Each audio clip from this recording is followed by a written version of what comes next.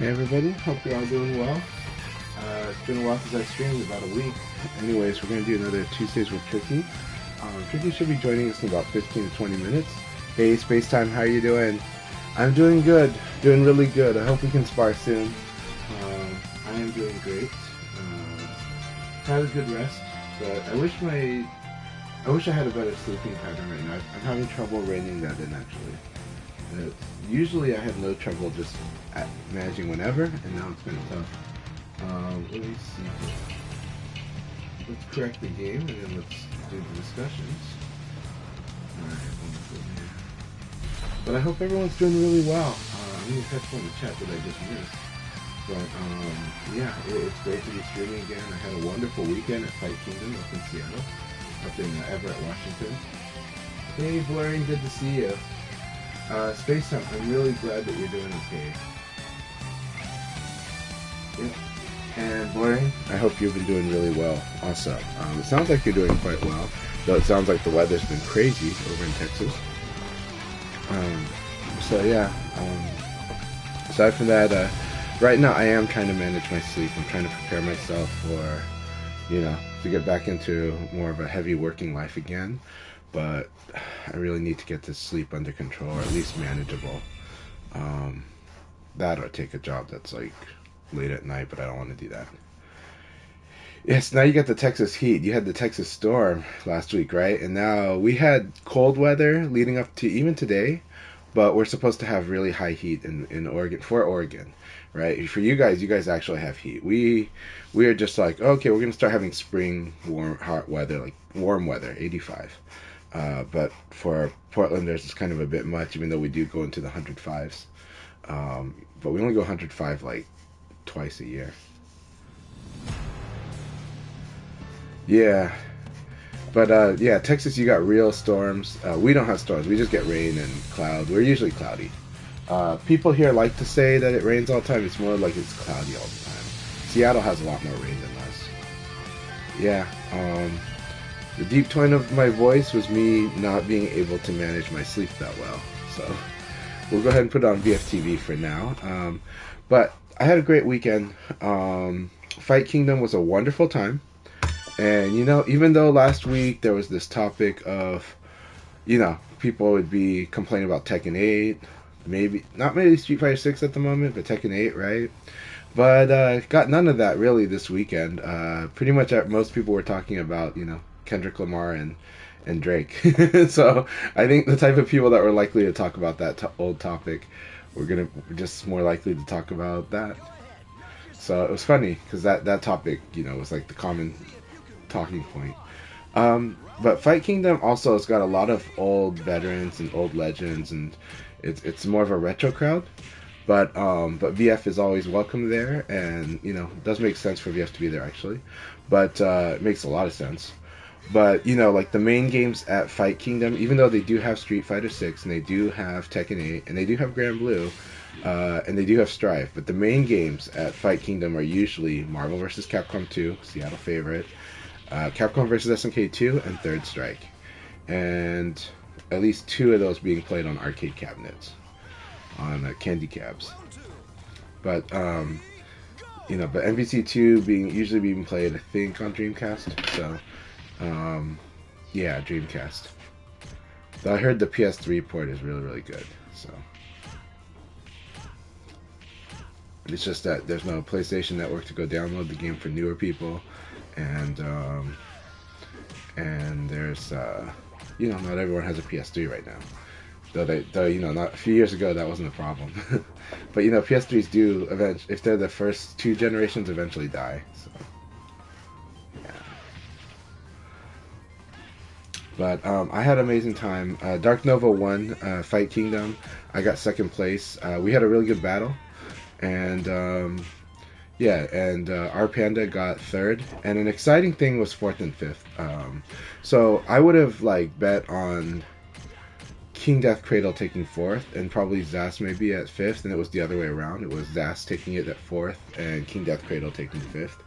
And both played awesome. Their wolves, they play very different, but they're both really awesome. And on top of that, King Death Cradle got third place in the Tekken 8 tournament, and that was really exciting. That was really, really, really exciting. So much fun to watch. But I did see the gap between the top two and King Death Cradle, but I also saw what a good chance he had to. He had as well. King makes you guess even more, right? And he made you guess even in Tekken 7, right? And so, and KDC stands for King Death Cradle. KDC has always played King, and so it was exciting to watch. And you know, if you play VF, King makes a lot more sense for you when you're watching Tekken. So, or at least you kind of understand the pressure, but also the relaxation you can get when you get comfortable with mix-ups.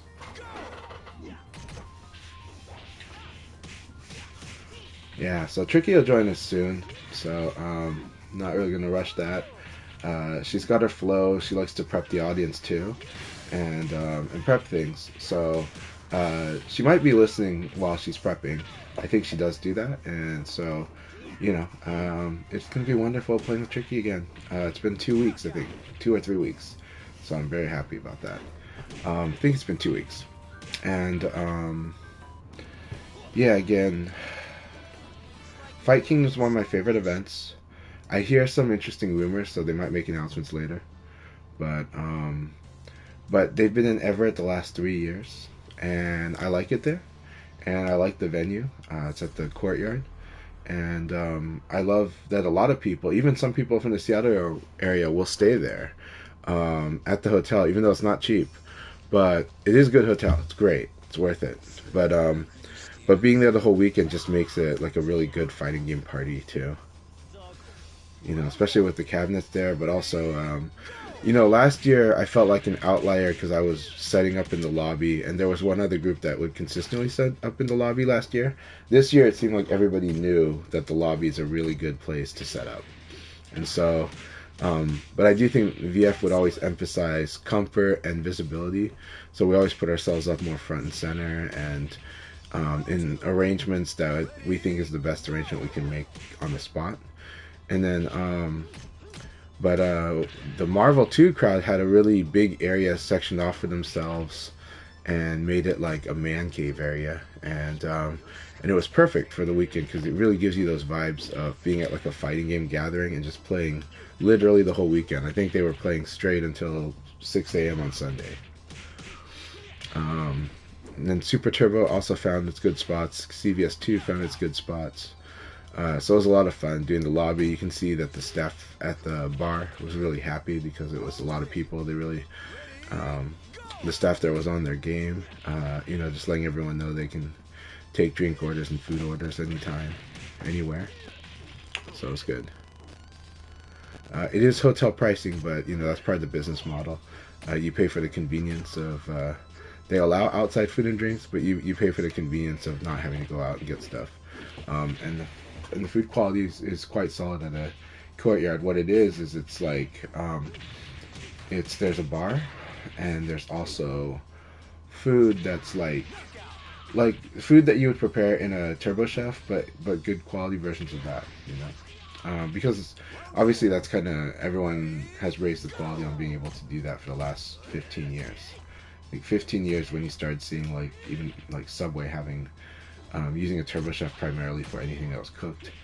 And then I think at some point some of the restaurants you know and love use it more prominently than you'd imagine.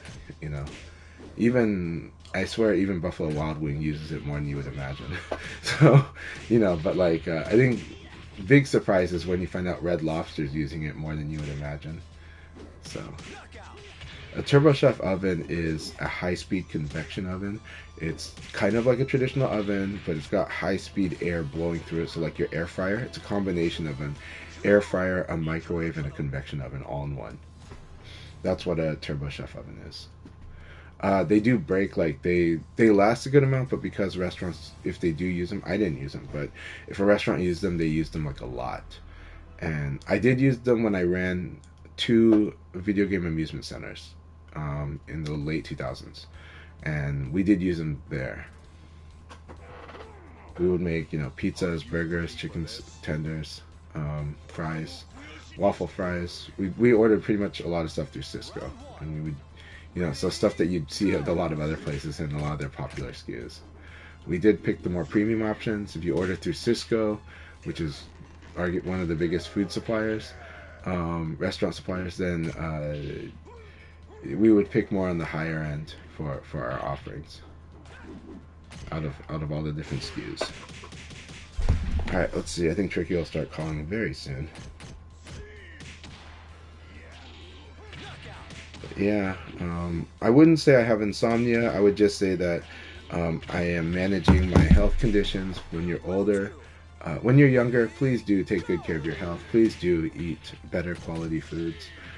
Try not to make ultra processed foods so much of your diet. I know that sounds corny. I know you're skeptical when you're young, or you kind of know it when you're young, but you think you have all the time. But please, by the time you're 35, I'm in my 40s. By the time you're 35, please try to get those in order. Try to, hopefully your income is better and you can eat higher quality foods and you can have a more active lifestyle. You could be walking more, exercising more. Take good care of your health because you really can feel it. And I think right now my sleep issues aren't insomnia, they're dealing with those issues. So I am taking better care of my health.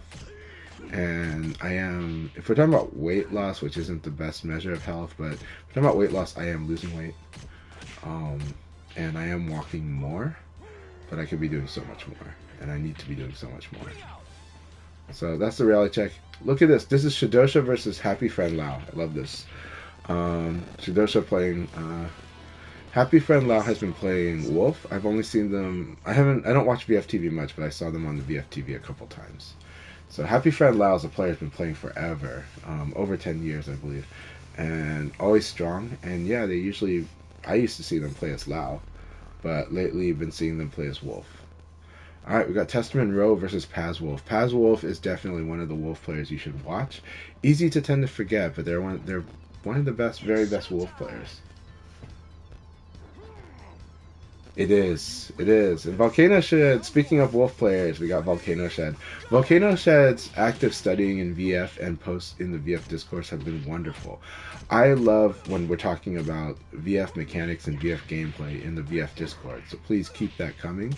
And Volcano Shed has really been really contributing really well to the conversations, giving lots of good advice and explanations to a lot of the newer players.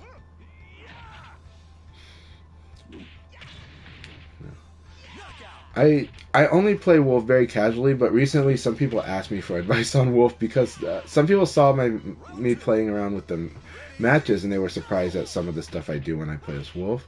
I don't think I do that much unique. I think I do a very limited set of things when I play Wolf. But I think they're surprised that, but because I'm training players when I play as Wolf, so a lot of those players might have things where it's too obvious when they're going to be defending. And but also they might not be using as much crouching as they could, and so my Wolf will get a lot of burning hammers on people, and it'll also use a lot of spacing because I think Wolf's backdash game is really good. It's underrated. It's like John has a really good backdash game. Yeah, Wolf has a huge. I mean, to make it clear how obvious Wolf's backdash game is good, Wolf can like whiff punish you from pretty long range. 4-6P, you shouldn't ignore a move like 4-6P. You shouldn't ignore moves like even shoulder ram.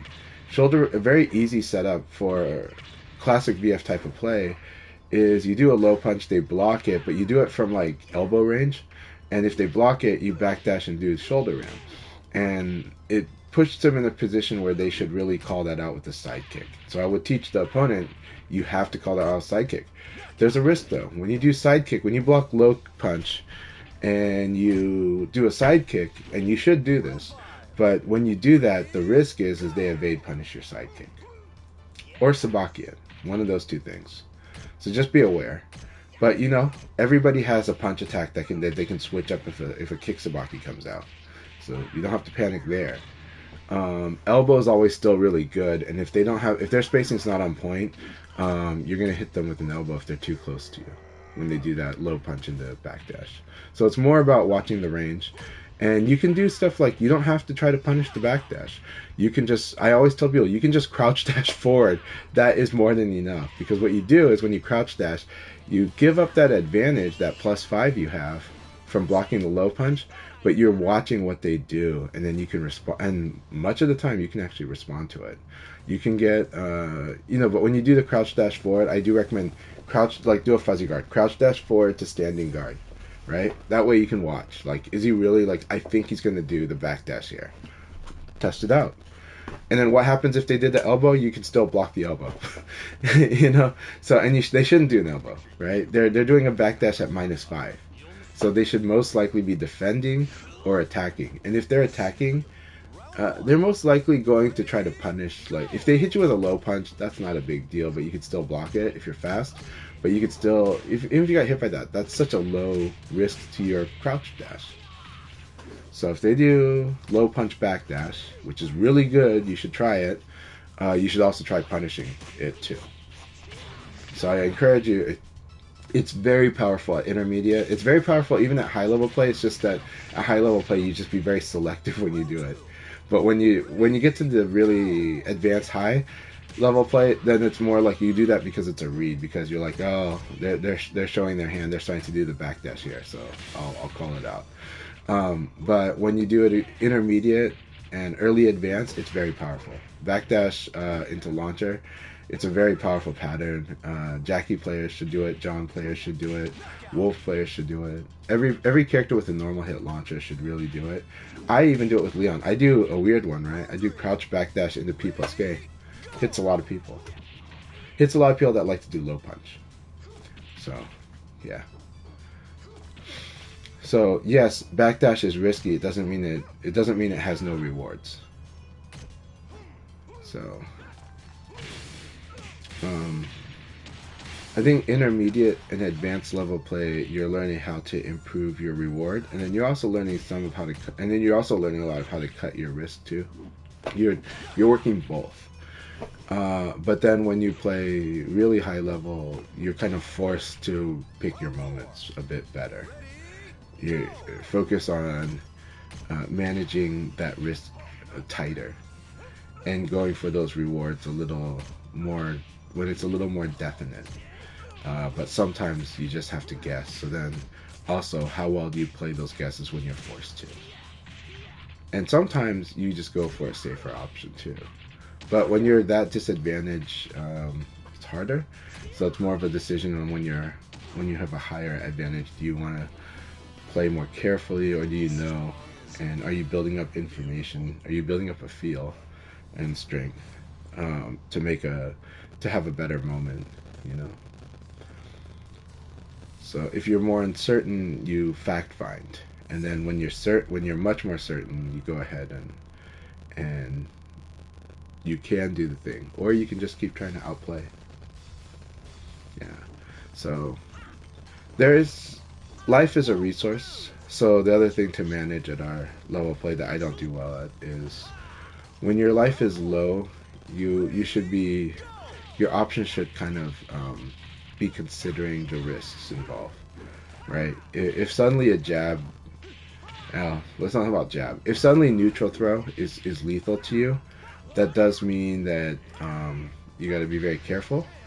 It means a lot of things. It means that for you to do throwing is way riskier because they can just kill you just by you doing a throw and they attacked you. So attack and defend is generally better. Wolf has trouble because Wolf doesn't have like low pokes that are that good to some, right? And why does that matter? Well, because that's an attack way to kind of mix up a little bit. You should primarily do mids at that point. But again, you can chip your opponent slowly, but understand that if your low is blocked, usually you're dead. So you got to be careful of that. But it can be slightly less risky than, say, you try to go for a throw. Because when it comes to a throw, any attack would have killed you. So suddenly the low mid mix up is like back in play, but you shouldn't focus too heavily on that. But it means that for Wolf, maybe use spacing even more. And just try to whiff punish a bit, and then set up your mid and throw. But that your throw is just very risky, so you gotta pick your moments when you go for throw in that case. Though catch throw can be set up very well. So if you build that into your game where you get the right amount of advantage and you do catch throw, that's not a bad way to play as Wolf when you're when your life is low.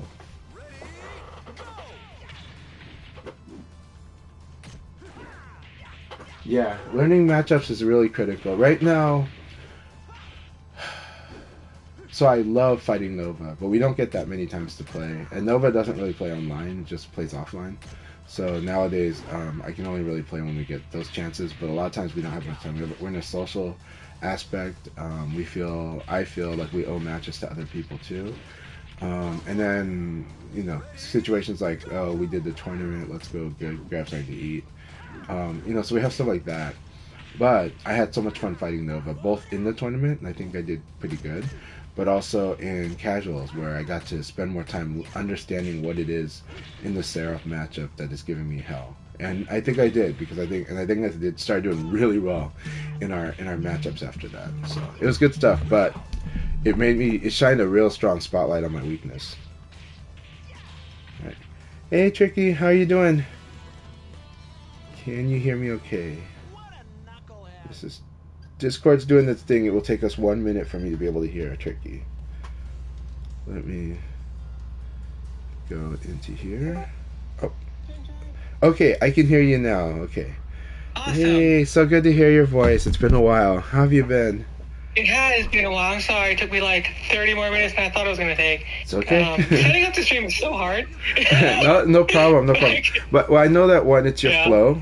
2, it's your schedule. It's actually number 1, it's your schedule. 2, it's your flow, and I appreciate that. Like we said before, I respect it. I'm trying to get better on the flow so that I'm not like always 30 minutes late. But I'll get better once I figure out. I just get comfortable with this, like all these pieces I have floating at the same time. No problem. I appreciate your time. I know that this time won't be permanent because professional. We won't go into too much detail. Professional Tricky's getting a busy schedule. That's all we'll say. Yeah. Basically, I mean, it's fine. I mean, I'll be putting patience here in these slots. So, for now anyway. So those slots are slowly filling up. So it's fine. I mean, part of the reason why I was totally cool with like doing these training sets for so much time during these slots, and like I was so consistent with it, is because I also wanted to get used to like doing quote unquote work during this time. So like I could see whether like how tired I'll feel and stuff, and to not have a good sense of like how tired I'll be during the week with this time slot like taken up, and I'll be okay. So that was the other part. I was training not just Virtual Fighter and streaming, but I was also training professionally.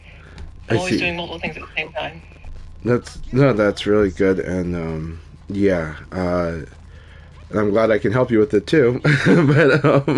I was a separate topic was but one we've talked about before. I told my chat that right now I'm trying to manage my sleep better, but I think it's coming from a different angle. I think with you, you've mentioned already on your stream that there's sort of that you're managing a sleep condition. Yeah. So you're actually managing a condition. For me, I think nowadays it's one of those where I tell I've been telling everybody, listen to everybody's advice on your health. Take care of your health. The younger you are, you can clean up that mess, or you can set yourself up to be doing well without having to clean up messes, because cleaning up messes are harder than preventing them. So it's way easier to stop something than it is to cure it. Sometimes you can't cure a thing, but you can prevent it. Yeah, exactly. And so right now I was just like, I'm not getting into details, but I feel like it's my health condition is improving relatively, but I'm fighting, like I'm climbing an uphill battle because I didn't take as good care of my health, and I'm feeling it now in my 40s, right? And now it's like sleeping management is so much harder than it was before, and so all the other things are harder than they were before. So it's like, man, you thought VF was a grind, It's like,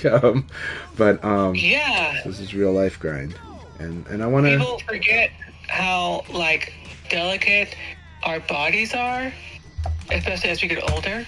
Yeah. And like, it's just you can't you can't push like you were when you were 15 when you're in your 40s. Yeah, you can't. Your body just won't, And then, but there's accumulated stuff. All kinds of stuff happens to you that like makes it harder on top of it, So, and people that have been obese like me have known that also when you're obese, it's just hard. like walking is hard. Like walking is weightlifting. Jogging is even more intense weightlifting, Right. And it's like, Right. so it's like, and other people aren't going to feel that, but at the same time, if we go on the flip side, I've been open about that. I've been taking Ozempic for a few months, and what I can say from that is the New York Times article is very spot on when they said you realize it makes sense now when you see how a lot of people were just not hungry after eating maybe half a plate, but you were, and that you were craving all this stuff because your diet up to this point maybe, but whatever it is, the condition you're in, you're just hungry, but you're like, you know what, a lot of people are actually not hungry, and then you're like, maybe my body's telling me I'm hungry, but maybe I could have been fine just having half that meal, and it's hard. But then there was a couple months where I was not on Ozempic because of changing my insurance. And I was able to in my case, I was able to look at that decision and go, well, okay, I'll just eat this much. And then, if I'm still hungry later, I'll eat a snack or something, but I'll just do this much because I know this is kind of more normal, Yeah. And that helps. That helps a lot. But it really, really changes your thoughts about like a lot of things. So that New York Times opinion piece is really interesting. So it came out today. Oh, it came out.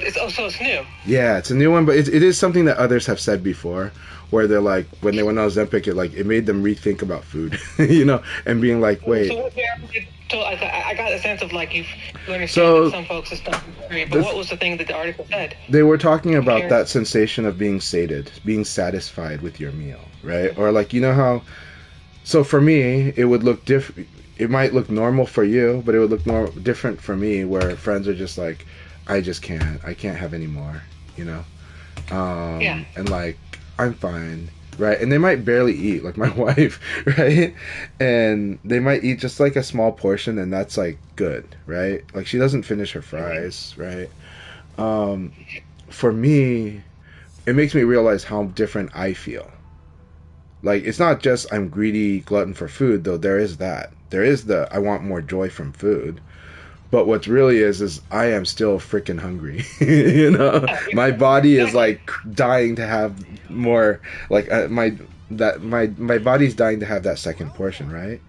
And similar to like when I ran catering events, I would kind of profile from experience, right? So I would usually when my clients would ask me what portions I recommend, I had to ask them, can you tell me more about the crowd? Can you tell me, is this an engineering company?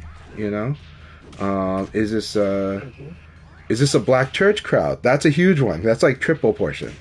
And it's like, and then if it was like the white engineer crowd, it was also pretty hungry. If it's a construction crowd, it's like 2.5. But if it, and then 9,000 password, just so you know. Okay. Oh, we check. And then if it's like in the office, but it was like a certain demographic, some of them Caucasian, some of them Asian, there's a very certain type, right? Or medical office too. Then it would be really like just do the portion of one to one, and that would be more than enough. But it would also address their concern of they want to make sure that there's more than enough food, But also, it was interesting for the different crowds too. It was, again, it's kind of profiling, but it was more like I would ask them, and then I would also ask them what they normally saw. Like, does this portion make sense to you? And have that conversation, because I didn't want to just write them off right away. I just kept asking them, and we would always find a good number, and that leads to many other topics, but basically I got to see that would help me understand how much to to do, and then also assure them, look, if we need to go more, I'll go run out, grab it, and then you just pay me later, and we're no problem, you know. But I've never really had to do that except once in like many years. Right. So, yeah. Well, that's cool. Hold on 1 second. I gotta move something. One more thing. It'll be quick. It'll be quick. All right. Nelly, it's awesome to see you. Hypergrav, Lightwing Dragon, really, really wonderful to see you all. And then, let's see, after taking a rest, yeah, getting to know his moves is really good. And I would say a lot of people get fixated on 1K on his handstand kick because it's a low. That annoys them. I would say, though, if you want to help yourself improve how you fight that move, think of it as a move where evading is a good idea. 1K is strong when it's doing a counter hit on you. So that means you're probably at a disadvantage, or the frames are against you when that thing is a threat. It is a low attack, and 1K is annoying as a low attack. So yes, if you can block that as a low attack, that's great. But your evade option could beat that and can beat a lot of mids. And it's always a good idea to evade to Leon's back first and then condition him. And then when he does things that punish that, then you can, deal with evading to front. But Leon's 1K, that move annoys a lot of people. Remember, evasion deals with the mids and the lows. Evasion deals with counter hit launchers.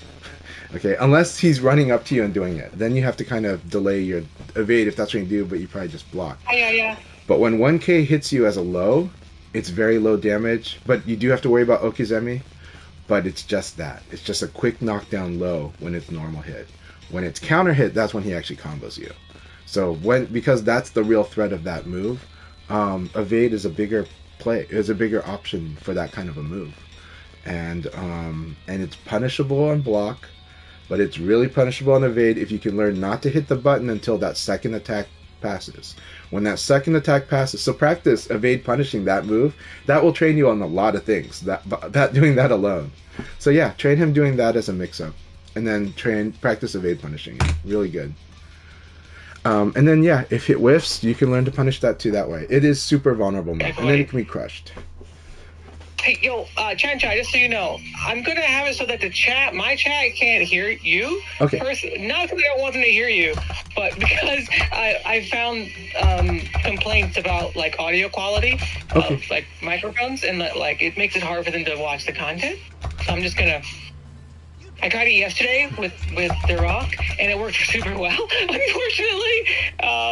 But the good news is my stream might end up donating to getting you all good, like, really good mics. So maybe we'll, by virtue of this, they'll be like, you know what, we want to get these folks some better mics. So Chanchai is also a streamer, just so you know, and if you want to help him out with a boss-ass mic setup,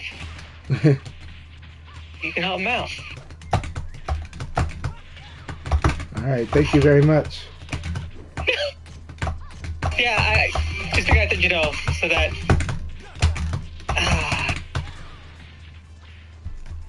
But already I'm starting to go like, oh, okay, I need to fix that decision making right there. I didn't believe. I believe. Nice. Thanks. Been working very hard. A lot of wonderful play at Fight Kingdom this whole weekend. We played so much VF for 3 days, and every single person that I played against this weekend showed some kind of improvement going in. It might not have been obvious, but it was like interesting. It showed growth, and then also, okay, there we go. And then also by the end, definite improvements, and it was wonderful to see, myself included. That's why you don't do the party there. The VODs will come a little later. Panda has him on his PS4, some of them, but he's also really busy with work coming right after Fight Kingdom. So I'm not expecting him for at least a couple more days. All right, good.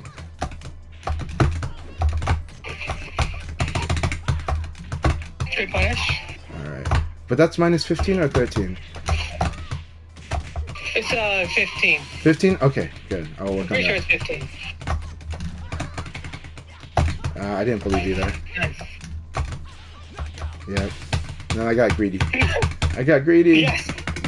You didn't need to do all that.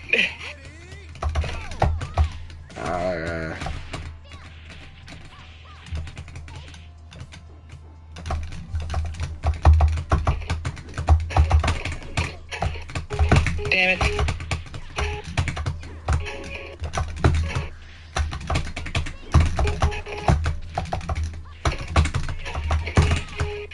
I see. No wall hit. Very good. Yeah. Now we're punishing the evades. Good. Got to. Eileen, just like I told Panda that he has to get Sarah to be insecure about her guard throw escape if he's playing as Taka against her. He can just dominate her if he wants to. Yeah, so, but I told him, like, his, I was like, by default, the Sarah player is going to be a bit more moral sometimes, and so like get her to be very insecure about her guard throw escape. You know? Because that's your optimal strategy. That's your win condition as Taka, because like it does so much damage. If you're not enforcing that mix-up, you're not playing Taka correctly because of how good it is. Like, right. I wish I had a mix-up like that. Exactly. Just built in. So then I was like, so against your Eileen, it's like it's telling Leon, you don't get to ECD me for free, you know? So, like any stream character, right? Like, do not ECD me for free. You know? Yeah.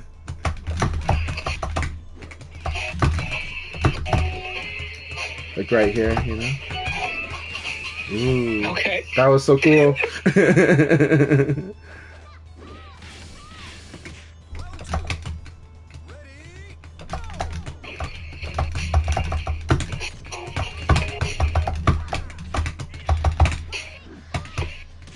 Okay.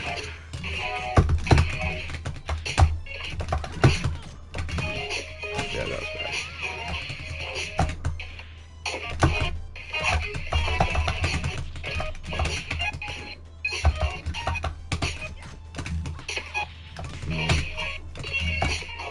Nope. That's gonna be dangerous later. Damn it.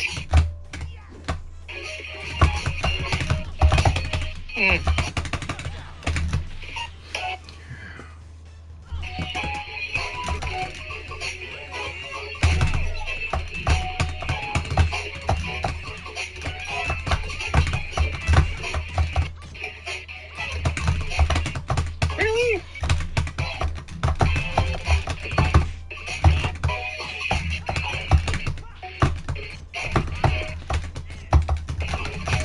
Shit. That was not a guaranteed backdoor, right? Yeah, I was like, well, I'm gonna get hit here. Let's do something. Please look at it. Oh, God. It was back turn. I was like, I think I get a back throw. Guess not. But that's okay because Leon's backdoor sucks. He'd rather just be able to hit. So, and I think that was by design in the game.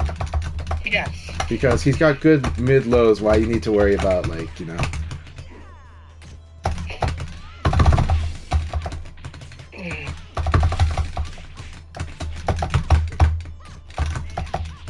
Not intended. That was a tricky buffer. Fuck that move! Oh, I hate that. I clearly hate it that. is the most risky movement option, right? So. Yeah. But not for Lion, though, because he gets to avoid a lot of things from it. Yeah. Well, I think for anybody, it's more like the risk is still there. It's just that there are rewards, right? He can backdash. He can backdash a lot of things that other people can't. That only he can do. I see. So there's nothing wrong with that. Just you gotta acknowledge like he can do that. It's important because if you don't, then you'll lose to it. Blown up by lions who like you think you can enforce a mix-up on that you can't. Yeah. It's not the thing. It's very important to acknowledge your character's strengths that are unique for like other players too, like not just for you, but like everyone should know. Don't just attack him because he can backdash a lot of shit. Yeah. Right? Tell EX Layer thanks for the compliments. I keep working on it. So. Yeah, no, you're a very good lion. You use him quite well.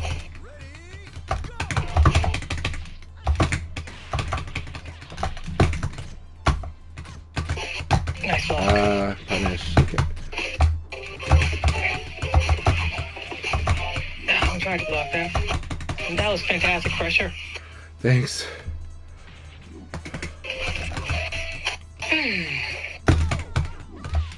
Yeah. So you're like, yeah, I know this pattern. I have an answer for this.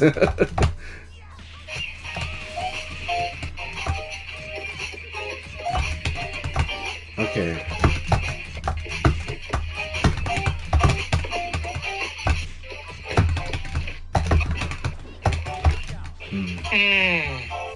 I thought you were going to evade me again there. Yeah. One of my weaknesses is I don't do double evade enough. I do it, but it's like after like 2 sets, because then I realize, oh, I should be double evading. And actually, that's not doing it soon enough is something that is a problem for me in the Sarah matchup too. Like, I think the weakness I have, and you've helped me fix a lot of it or address it, is one of my weaknesses are strings that force you to guess.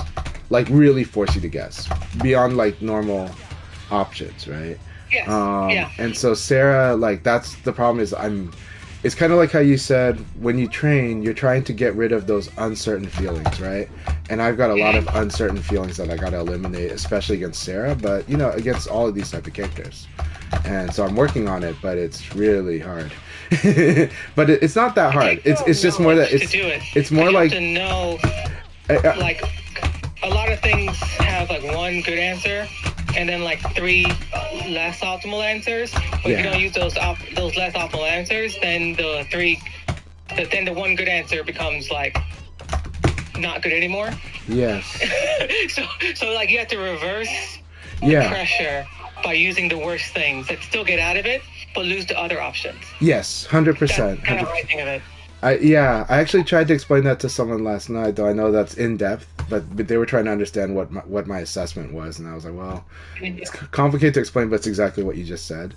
But it also, man, you know, I got to change my training approach. It means I actually have to sit in the lab and go through these strings and understand the decision points, because once I understand them like very clearly and have labbed out those responses, I play very fast. but I can't play. I cannot play at the speed that I know I can play until I get these out of the way.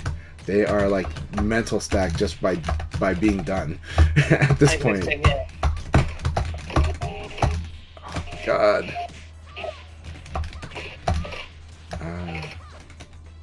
I gotta guess. No. Thank you. I blocked it.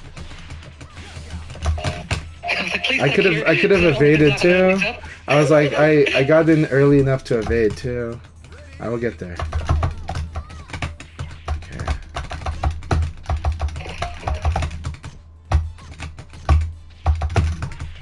Okay. Interesting. Really? Nice timing. Thanks. But we know the risks. Good. You're like, I see the spacing, I know exactly which one. Like...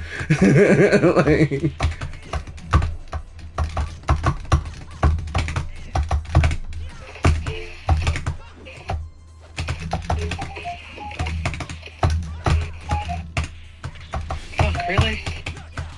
Damn it. I was so glad that I was like, it's like 2P on the side, good. I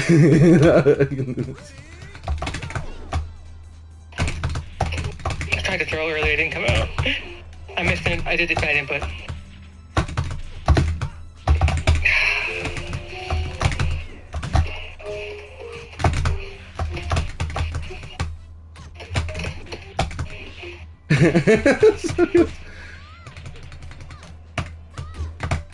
Oh, come on.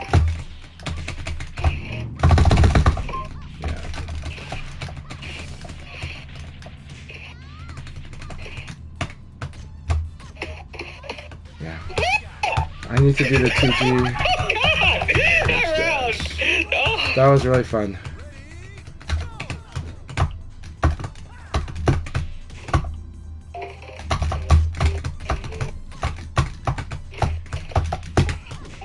Oh, I thought I got you there.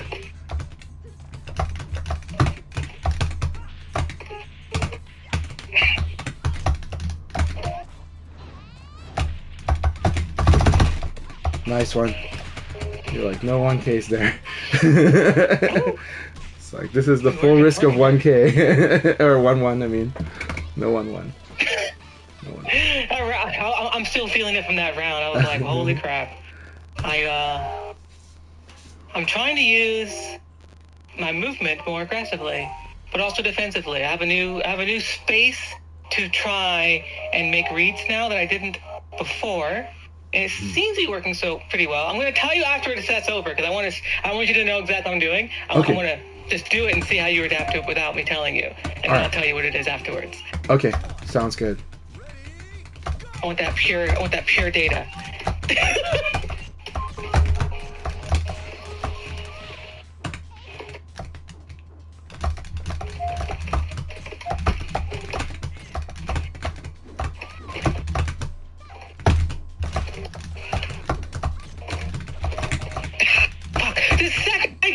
Fucking aggressive 2P. The one time. It's still tilting. You do those so well. Thanks. I have a feeling. You do it so well. I'm like, oh my God. I didn't even know I was going to 2P there. Volcano Shed had a really good question.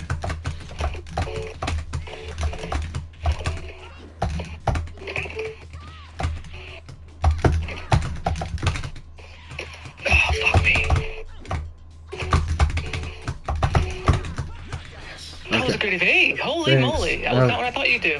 Yeah. I had a feeling of 9K. Of not just 9K, delayed 9K. Like dash 9K. So I was like, I will dash evade. You know?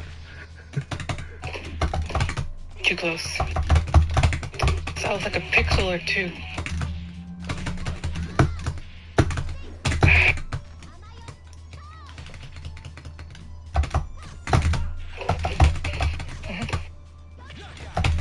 I'm just at least glad I chose the less risky option there. You know?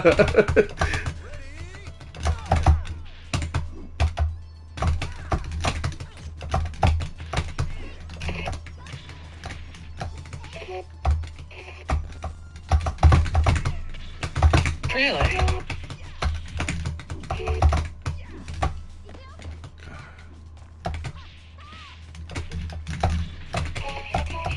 Very nice.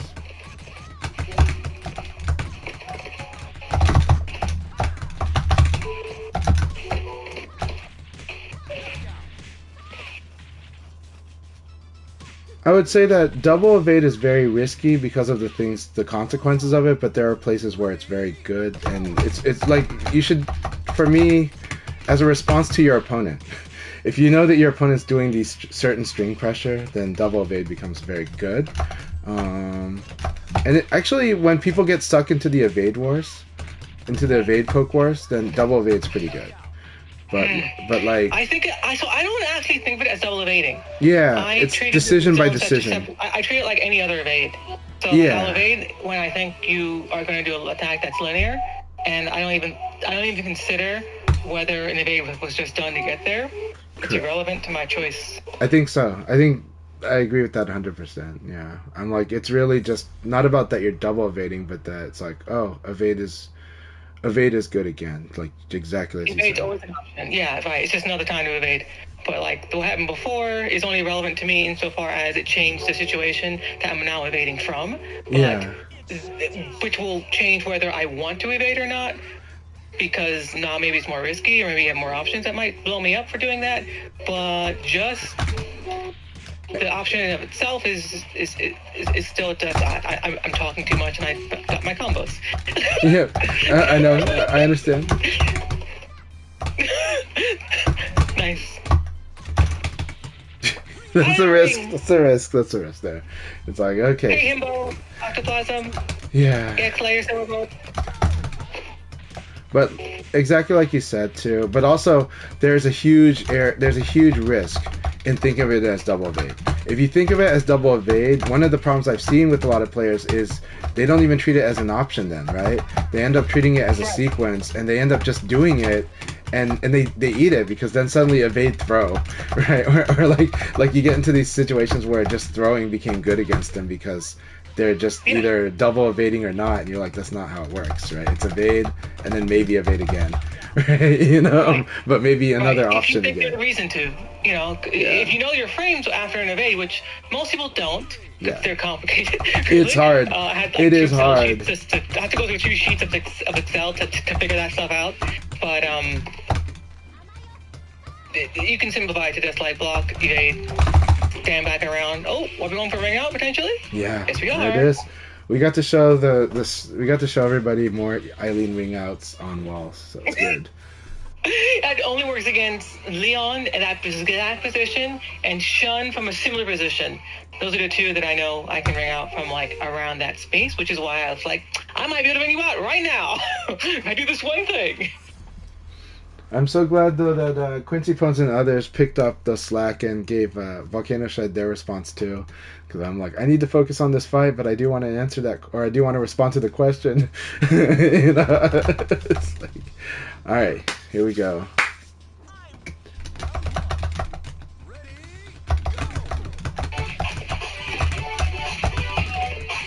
Yeah, there we go. Oh, it's wrong throw.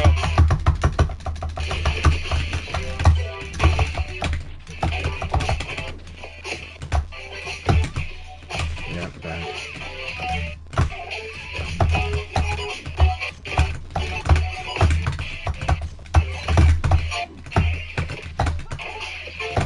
Nope.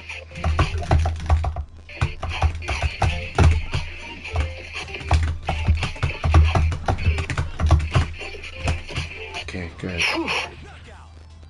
That's that new thing right there. That's the hint I'll give you. That round was me doing the new thing the Yeah. entire time.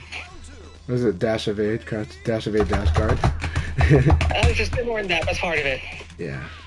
That's what I was thinking, because I'm just like...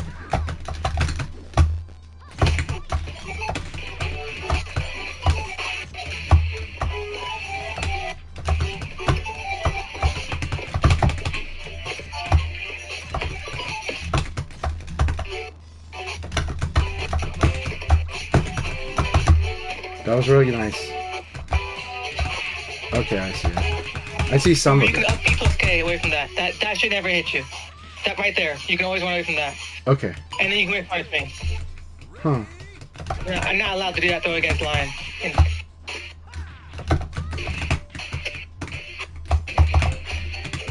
Nice whiff punish. Oof.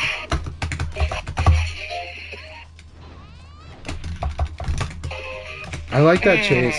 It's that chase. Too risky. Okay. Risky. I didn't expect the chase, so that was good. I thought you were gonna do something. I thought you were gonna do an evade, crouch dash into an attack. Uh-huh.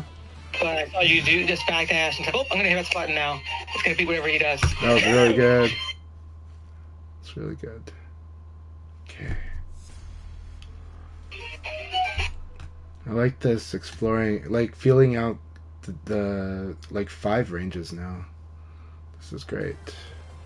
Alright. Ow. Okay.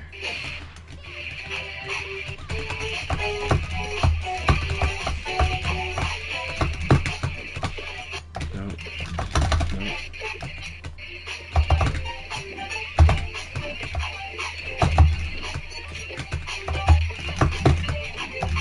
Yeah. That was cool.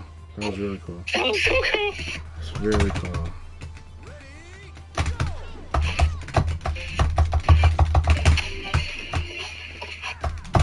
Good.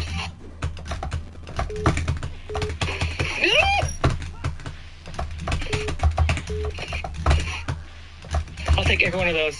Oh my god. Oh, I threw. I threw. Is this my wife threw. calling me? No.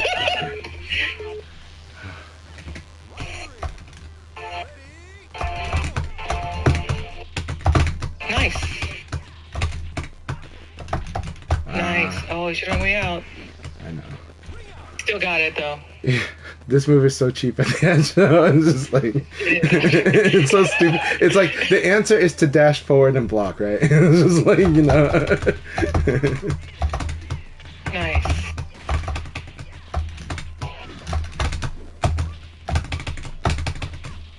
Okay.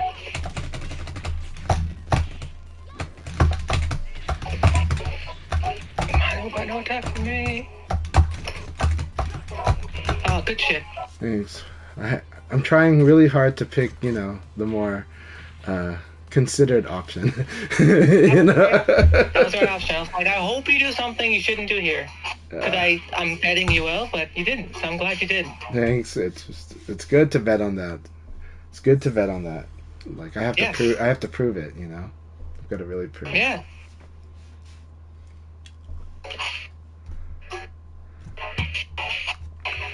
You evade back turn punish.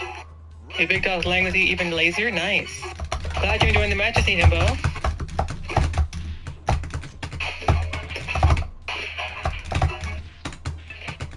Damn it. That wasn't intentional. Damn. I was trying to time that. I really hoped that would have hit you in the wall. I was like waiting for a wall hit. I tried to guard. I did try to guard this, but I buffered something else in and then let go guard. So I was like, oh crap. Okay, right. Good idea. Damn it. I'm trying to crush that. Run away, run away. I think that's the only option I can have to hit you with if you do try to run. Yeah. But you should do this reason not to. I actually tried to that time. Damage. It's less damage every time.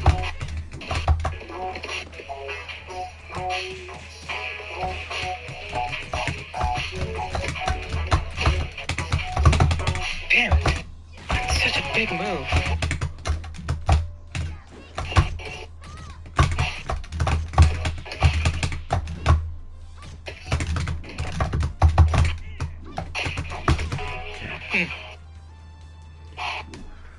I like this space control though. I'm trying to get it. Or option control.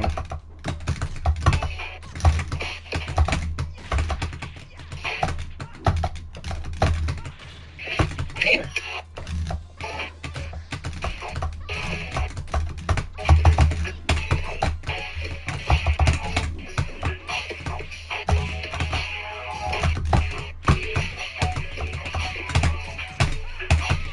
Yeah. It's too slow to do it.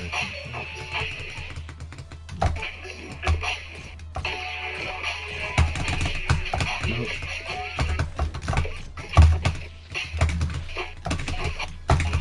Yeah. I thought you'd do that. Yeah. Like Yeah. Well, you knew I was gonna go for tech and mid here. That was really bad. So yeah, it's really good. Well, I thought you thought I was messing up by doing what I did there, timing wise, and I was like, I'm gonna press a button because I think you think you can press a button there, but you can't because I didn't. Gotcha. It was a trap, but a predictable one. But it requires like multiple layers of knowing.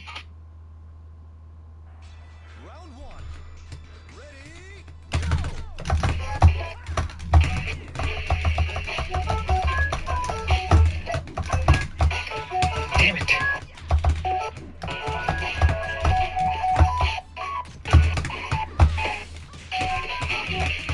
Oops.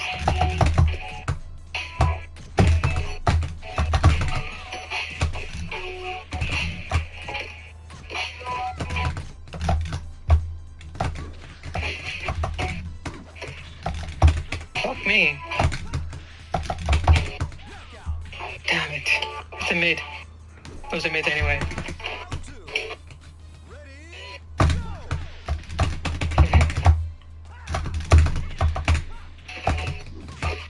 Nice. Thank you.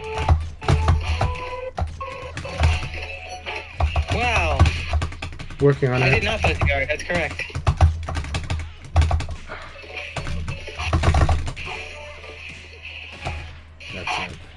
that should kill, maybe. Yeah, I was like, that's kill. I was pretty sure it was a kill there.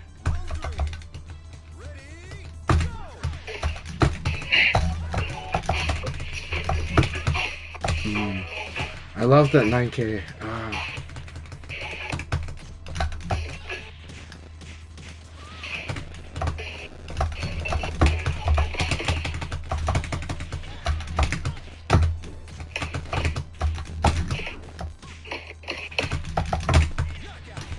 Damn it!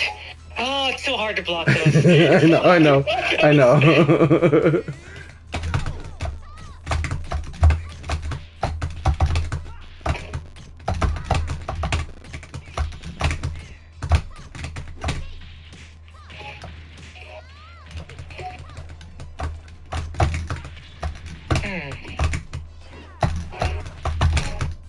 Okay, you got time for that.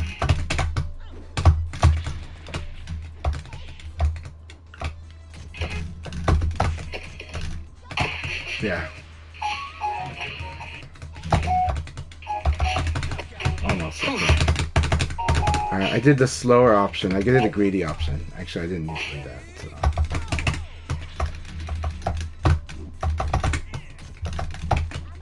Nice. Always remember there's a throw there. That was awesome. Back throw always. Back throw. Back throw is the wall throw. Her wall throw is a back throw. Pinball, I'm listening to this. I'll link it. I'll link it right now. There it is. That's what I'm listening to right now.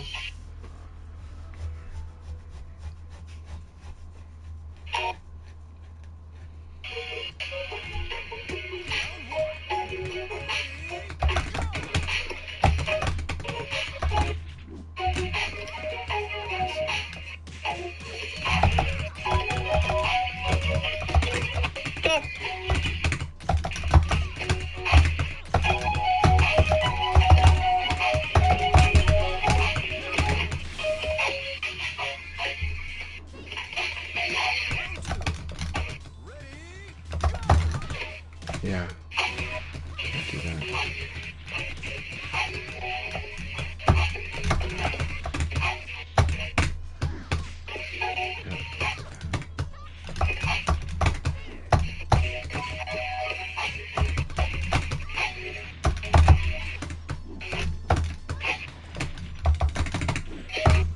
Okay, so backdash of 8K would not work here because it's super crouch. Got it. Super crouch. Yeah, super crouch sucks. I have it too, but you know, limited use of it, but still. That's so unsafe.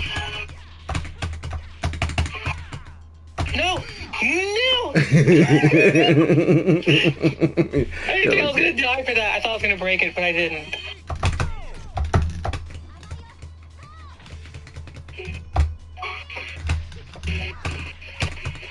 Great break. Okay, that is. I was hoping I had enough space. Almost.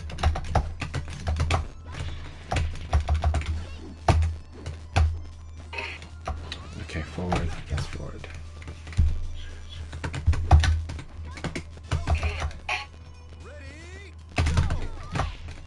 So risky now against you. Fuck!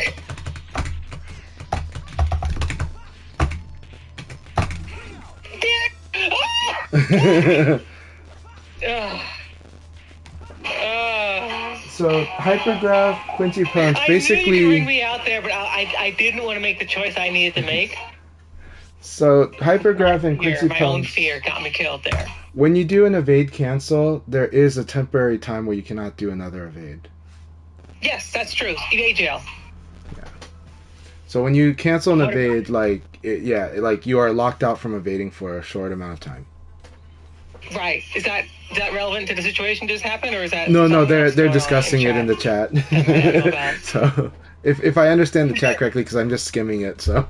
Oh yeah, no, I wasn't thinking evade. That wasn't what I was gonna do.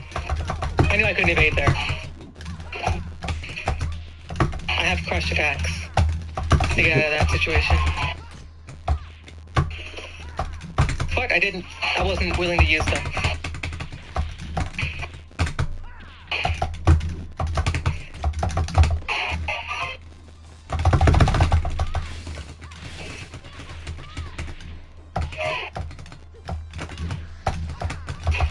Okay. So I have to double evade here. I can't even just, I gotta like, or defend. I mean, just evade. You gotta wait or evade again. Yeah. Or don't press anything, and then I'll whip, and it won't drag. You have to make a pretty big guess to do that.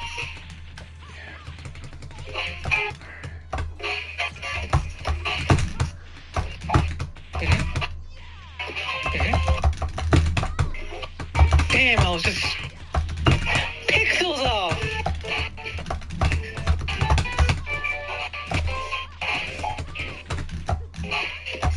Stood up into it. I was like, here comes a mid, and then I'm slow. It's preoccupied. Ow.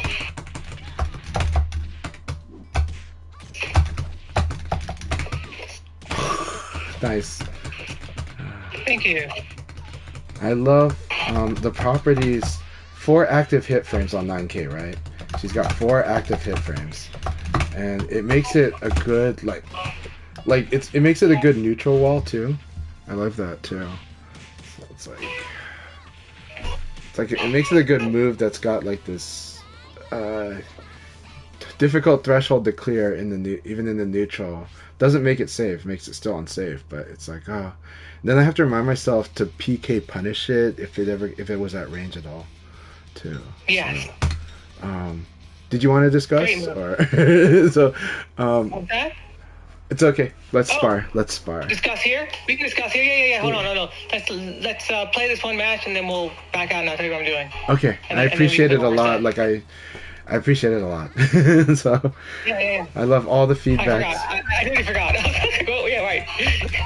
Like I said, I'm flattered that I'm making you think. So it's like that's a goal. So yeah.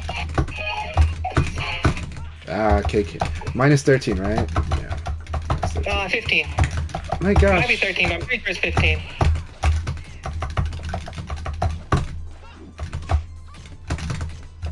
That's 13. 15. 13? I gotta test it out, but yeah, it's probably 15.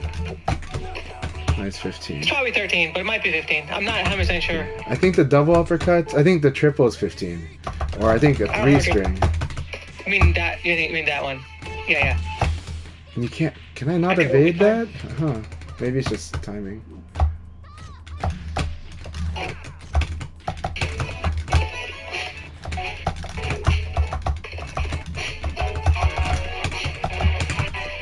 Too close.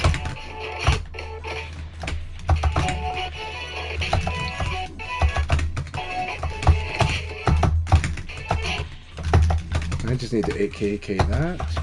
Okay. Oh no, we're still in. Okay. Let's see. I'm like too anxious for the advice. Right.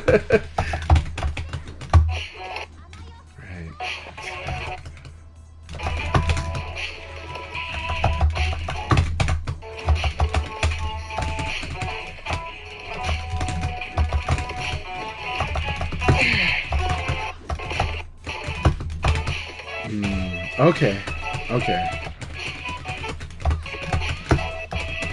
Good to know. Okay, I see some stuff. Okay, All right. I'll tell you. So ready up, and I'll tell you here, and then we'll restart it afterwards. Yeah. I'll just show it to you. It'll be easier. It'll have to be easy, more effective. Okay, I'll have you show it to me in the second game, and then we'll reset it. Yep. So, I'm taking it from Tekken. So last time I was working on or maybe I don't know. It's been a while. Maybe it has been too long since I told you this. So the first thing I took from Tekken back to Virtual Fighter was the idea that I don't have to use frame traps when I'm plus all the time. Yes. I don't have to do that. I can use bigger moves. So just keep holding block, this whole block. Okay. So if I know you're in a guard because you're negative, 4 or 5, I can just do a plus frame move like this that's super slow. Yes. Or another slow move like this that's not super unsafe. Yeah. Or does Zen, if I know you're going to block, right? So Right. I can pick a move that, and this is important because this informs the other thing I'm doing now, which is different, but it's building on the same fundamental idea that I figured out from this. So Right. once I opened up my options offensively beyond frame traps, but Yes. to using almost bigger moves than I'm Yes. supposed to, based on what I think you are going to do, which is not attack. Yeah, you need to be much more being more precise with the option because it is an interactive game. and so I'm using less precision than I was before. Okay. Well, no, but moves that I shouldn't be using. no, I'm saying moves you're that using are encouraging you. No, as but the you're doing defender. The way I see it is the precision is move that's slower than it should that I should be allowed to do. Yeah, but the first thing that's going to happen when that occurs is that you might start pressing buttons, or Right. you might wait, react to my movement, and then press a button that's quick, like a jab or a 2P or an elbow. Right. So it starts to make my defender think more. As opposed to just defending or evade crouch dashing defending. Like it can be some other things too, but that's the first layer. That's Gotcha. the first thing I Okay. figured out. Okay. Have I talked to you since I've figured that one out? I can't remember. You did talk about this one about 2 or 3 weeks ago. Yes. So here's the next level of that. So in Tekken, right, you're plus all the time. Yeah. Or if you touch someone, you're plus. So in that game, no one waits.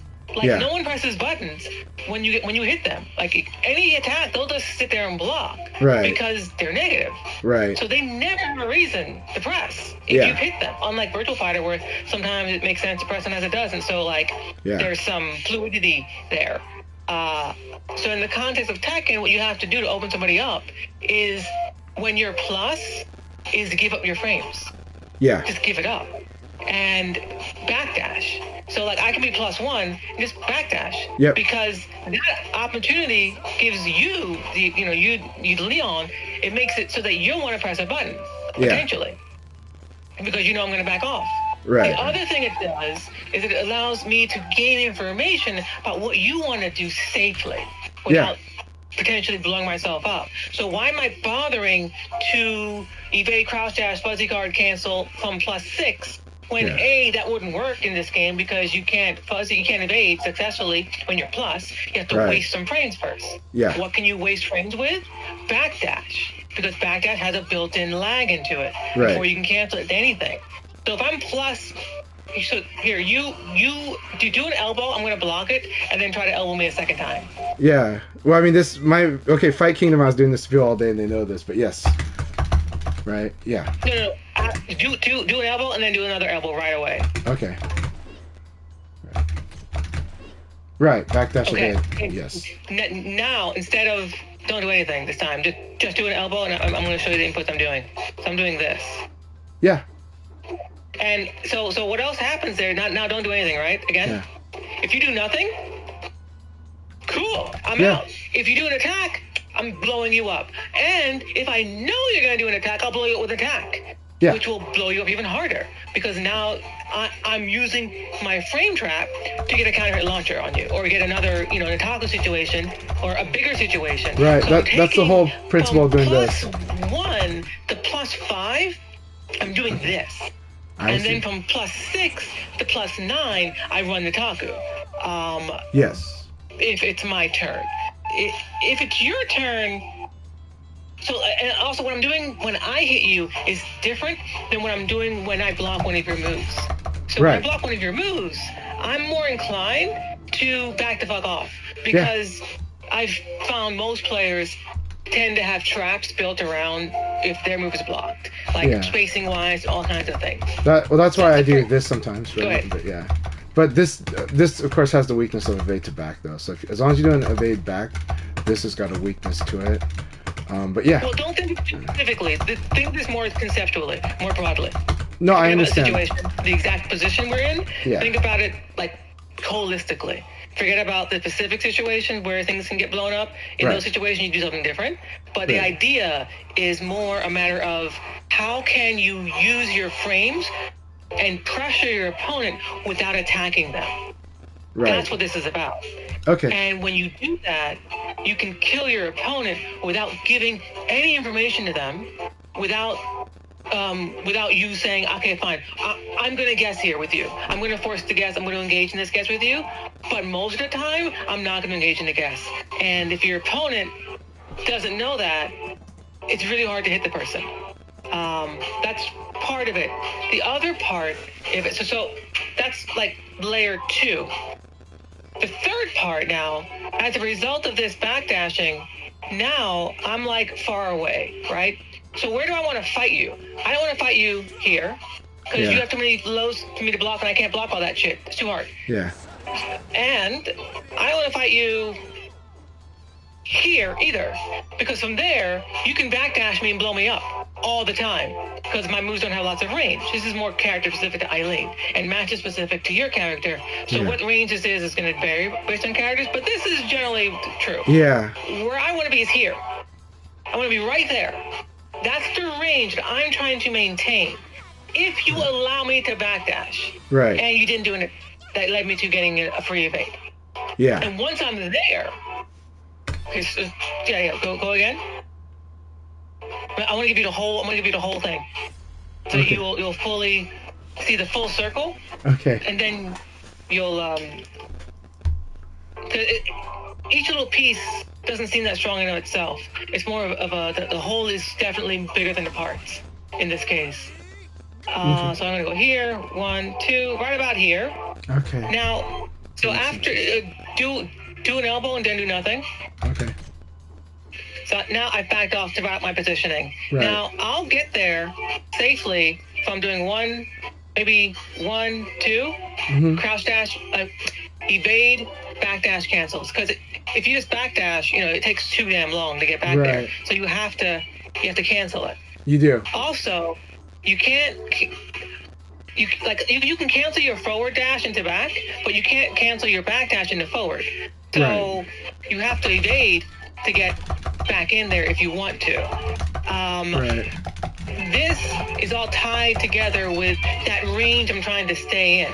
So if I back off, now if I'm outside of that range I've told you about, I don't want to fight you there either, because you have ways to fuck me up here too. So if I'm like out here, I don't want to be here.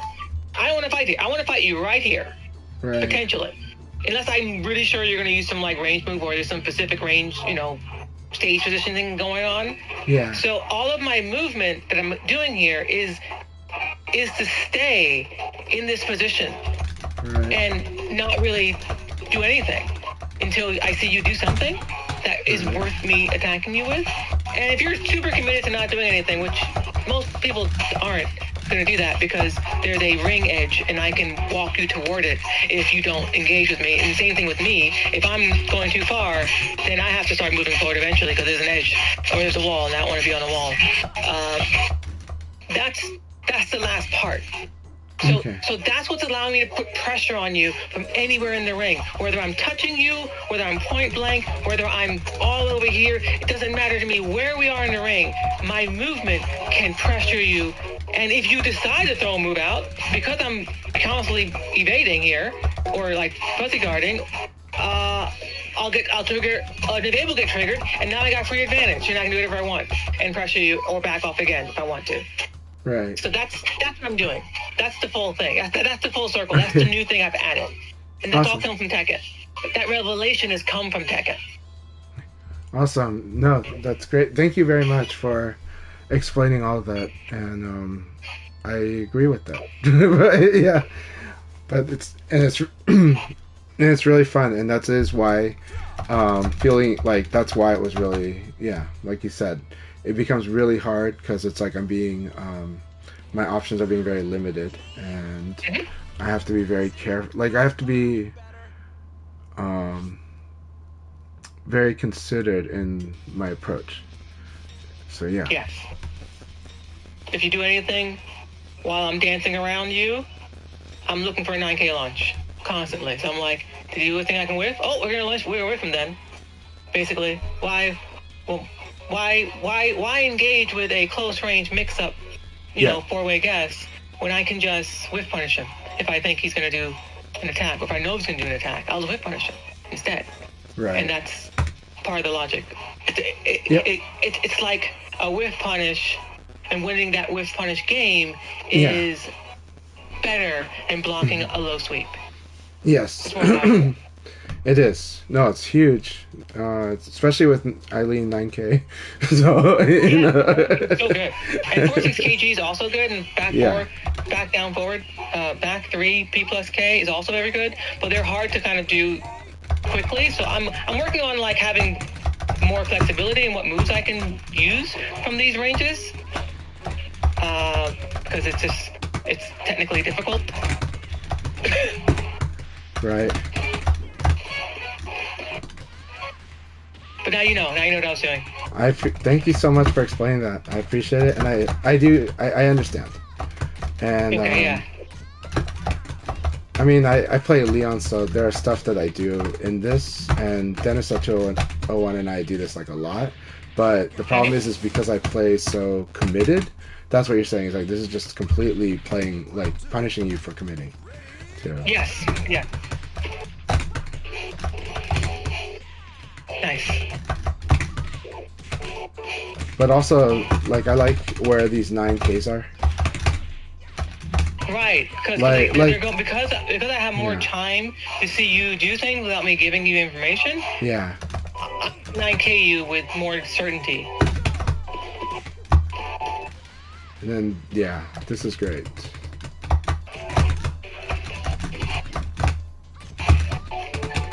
It's too slow.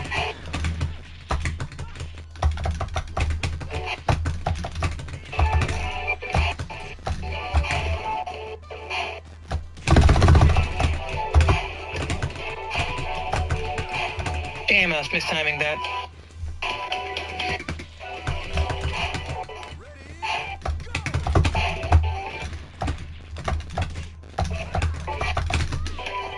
Nice.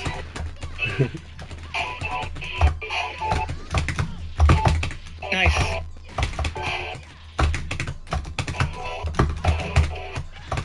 Damn. Oh, let's get the follow-up. That's good timing. No! That's so fast! So, like that, those situations, this is why I'm doing what I'm doing. Yeah, because you don't, right, you're like, you want to, the concept that the big macro concept is also that you want to stay. You got cut off really bad. What was it? So the big macro concept on top of all this, right, is you want to stay in the black. You don't want to be in the red on decisions, on life lead, on all these things. So if you're losing battles up close, you don't want to keep pushing that, right? You want to manage your risk, manage your balance, your positive balance too. And so doing this allows that too. But understanding that by playing this way, don't engage unless like, you're, well, if you're winning up close, win up close. but going to, like your mic is, something's wrong. I can't hear anything. It's okay. You're like coming in every once in a while. All right. Like a sound. It's I don't know what's up with it.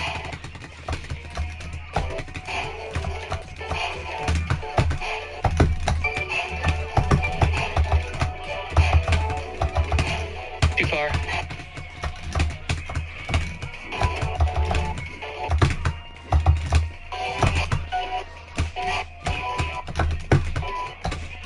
Let's see. Just wait.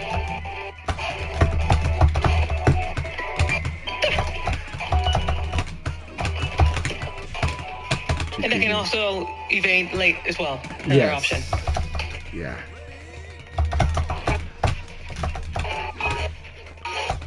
The fuck?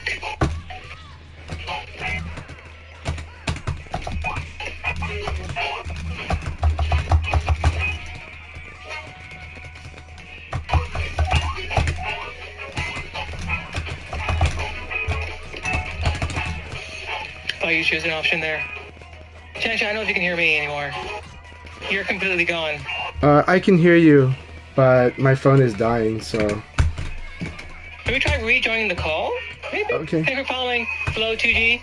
It sounds like something's wrong, like something broke.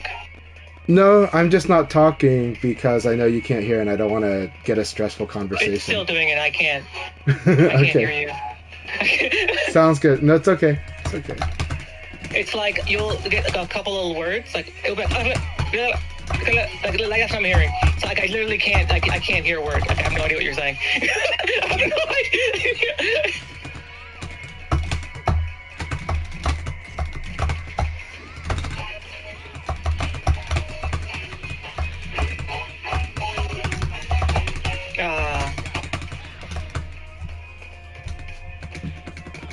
I could mute myself so you don't get distracted by me while you're.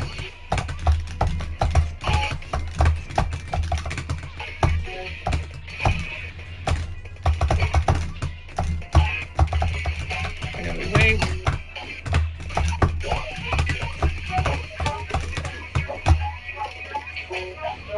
Thought you might break that forward throw.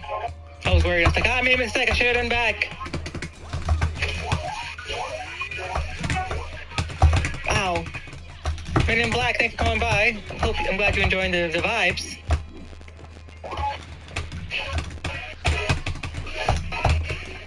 I see. Just gonna. Nope. Alright, I got the evade there.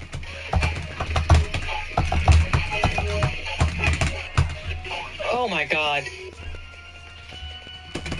So I'm gonna mute myself.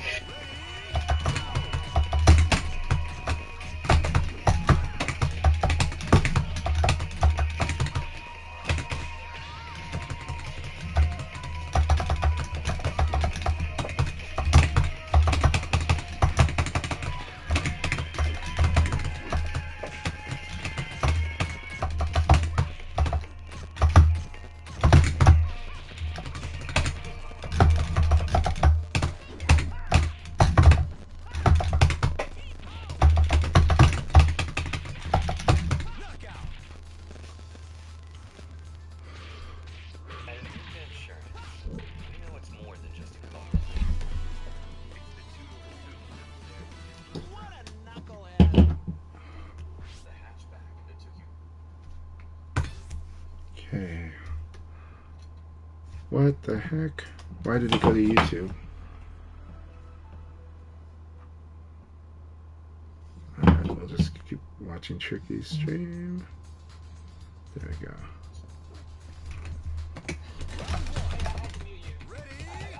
No problem.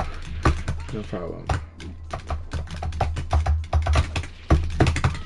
I see. Punishing the delay option. Have to commit. This is like fighting Taka. I like that option.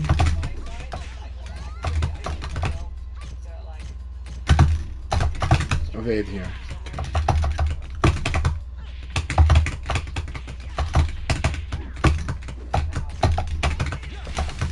Okay. Hey Jimmy, good to see you. I hope you're doing really well.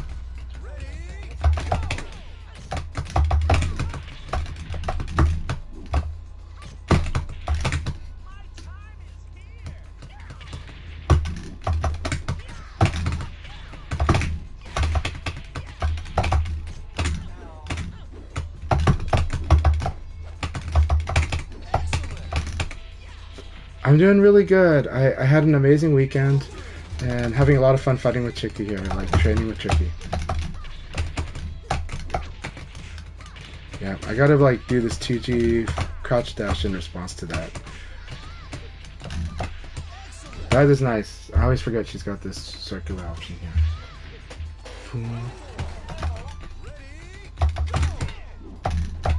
Good.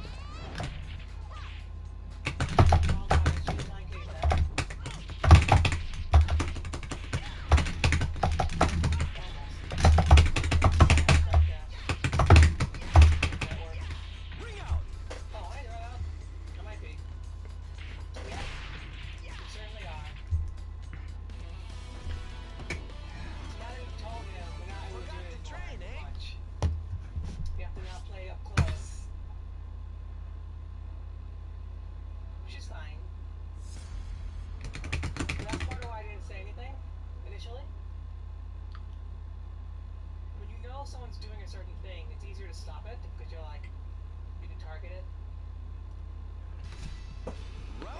building it, so it's still a new skill for me. Punish that.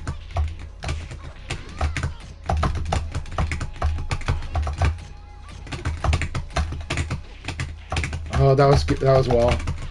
That was wall. If I PK'd that, I think that was wall. It's hard because if it's front facing, hard to know. Damn it.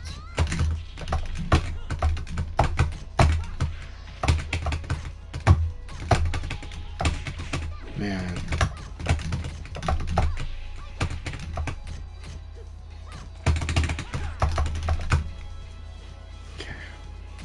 Nice.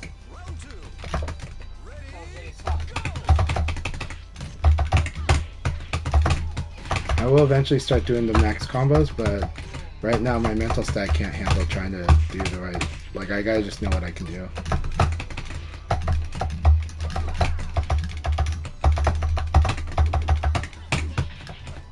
I see.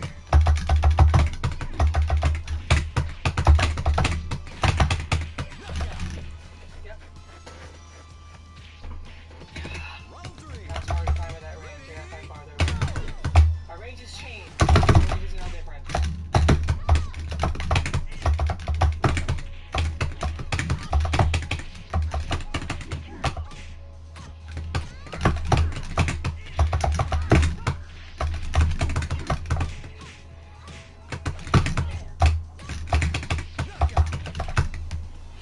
Okay.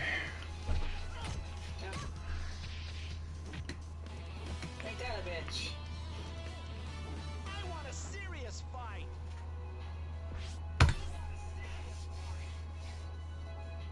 Alright. We gotta play for real. Yeah. Alright, Tricky's in kill mode now.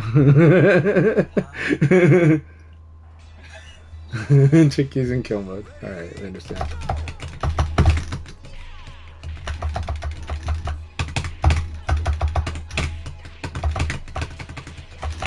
Later, I will convert those to bigger wall combos. Today, I just need to at least do the damage I can.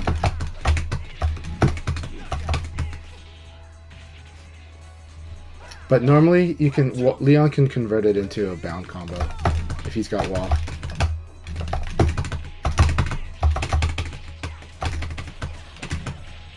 That one, almost.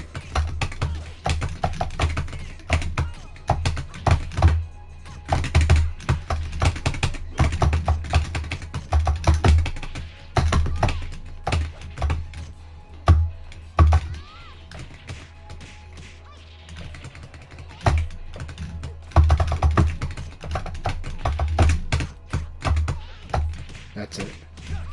Yeah, this is such a bad thing to do. That's okay. See all those micro movements? Those are those required to utilize the skills. It's a building on the idea of the Shira Fuzzy Guard 2.0. It's basically an extension of that. Put in a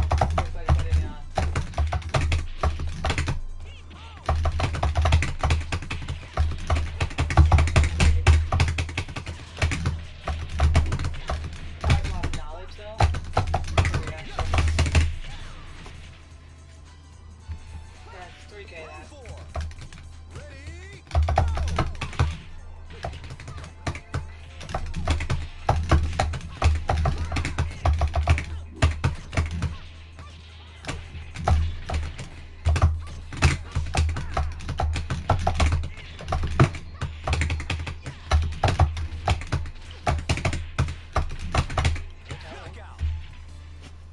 Here's the wrong way. That's a mid. Oh, fuck me. Getting all fucked up now. I'm trying, but it's a lot of fun. But I am playing with information, right? We got our disconnected on our chat, and I'm still listening to her Twitch though. I'm so glad I don't have him here. I'm so glad y'all have to hear that. It would hurt to stream. I'm super glad I made the decision. Like, yeah, that was the right call. That was the right call.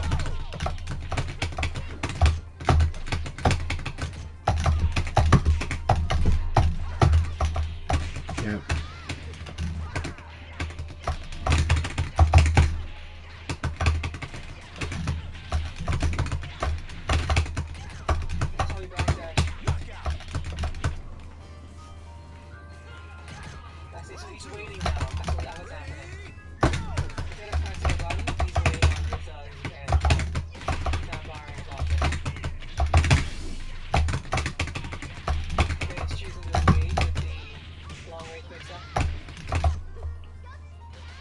Good.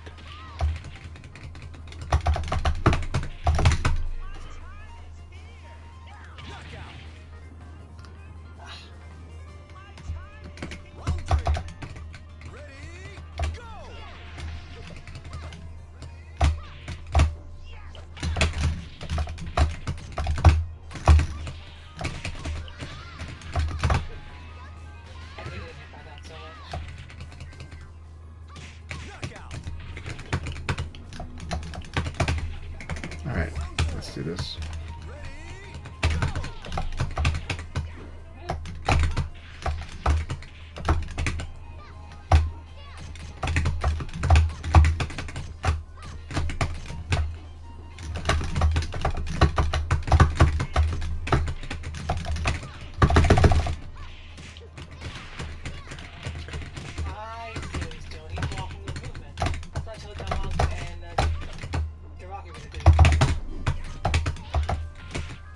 This is good defensive play now.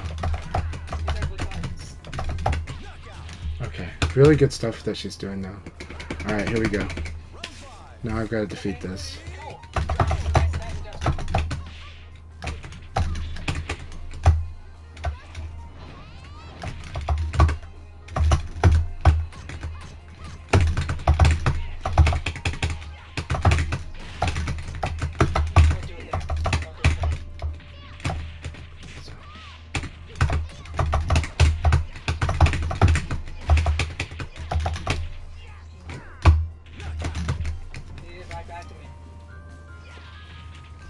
Unfortunately for him.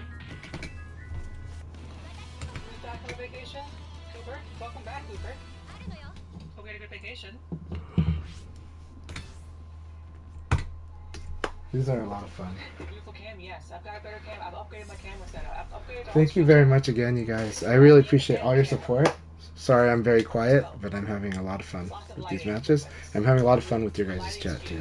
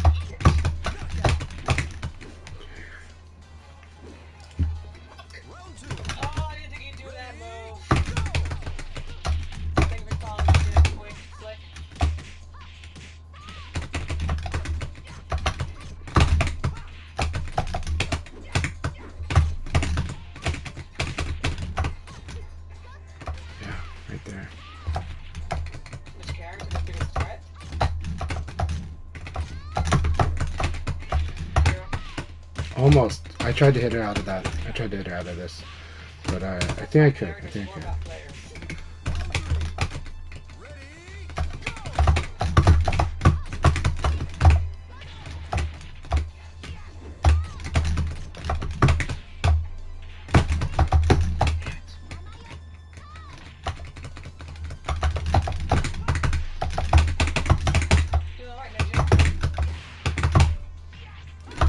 Oh, really?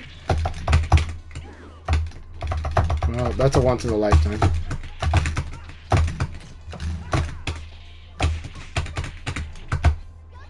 Yeah. This one's gonna be hard, but when I see that, I do need to crouch dash. Even that one's too late to do it, maybe, but still.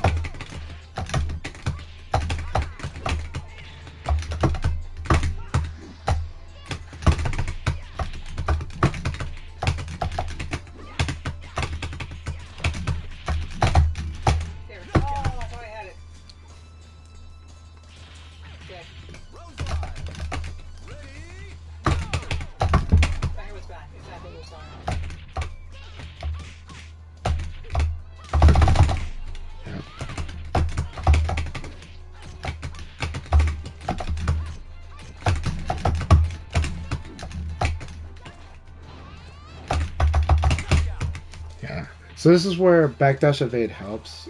No, backdash evade can be whiskey. the stick. Welcome. Yeah, because I did immediate evade and got thrown. But yeah.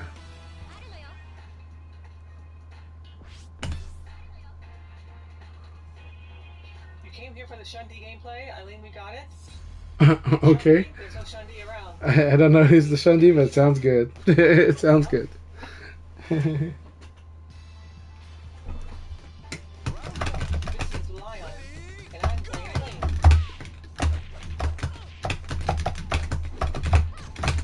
Oh, too slow.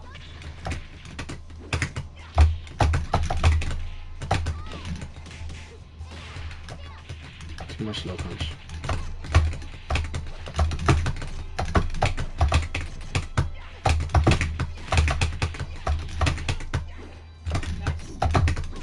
Yep, too much low punch.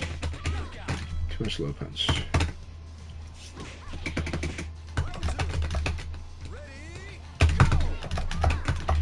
No, visual mods are not involved. Game's the same.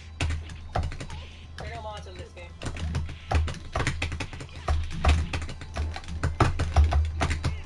There's no tech in UI right now. It's just the basic UI. Very good response. Am I doing what's going on?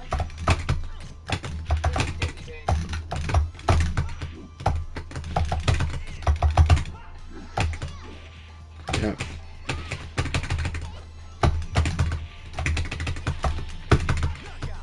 Okay. I got so lucky. Shit! I got so lucky. Ass bitch! Motherfuckers!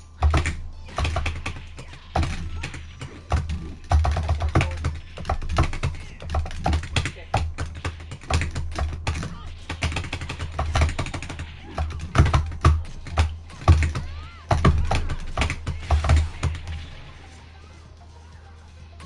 Yeah.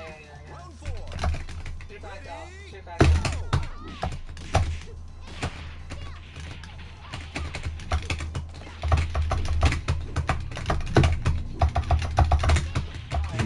That's the optimal range.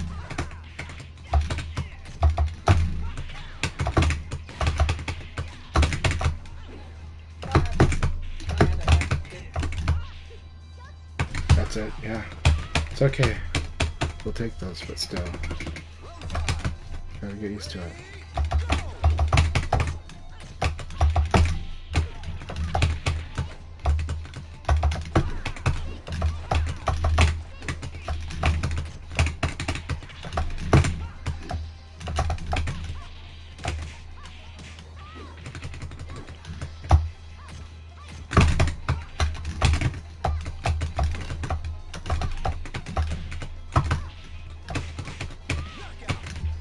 That was a really fun game. Okay. So let's dial this back and see what's going on here. I am honestly not seeing her adjustments. I know she's making them. Kage. I played Kage throughout the entire series until this one. He was always my best character. Ninjas. I love ninjas. Round one. Ready, go!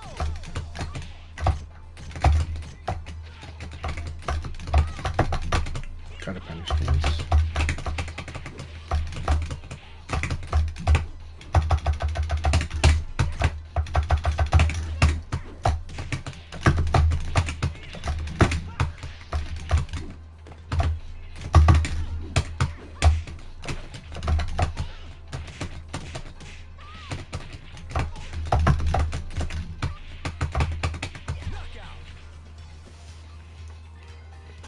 I hate that worked. Round two. Ready, Like 20 years. Legit.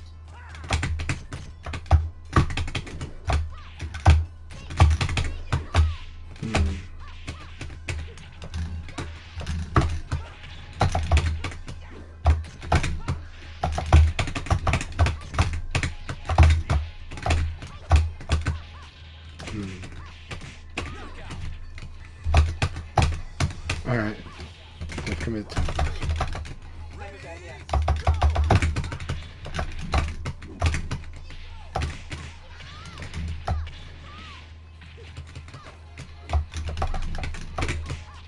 That's really cool. really cool.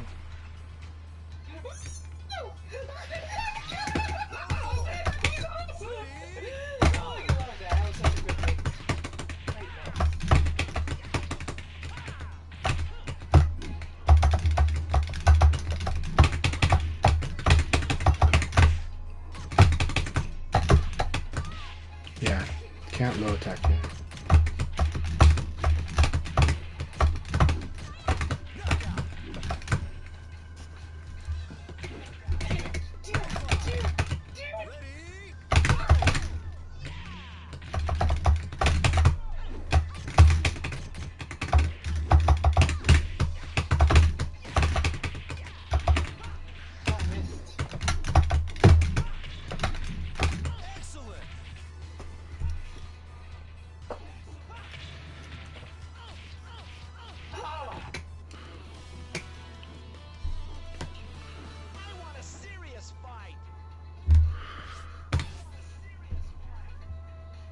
It was hard.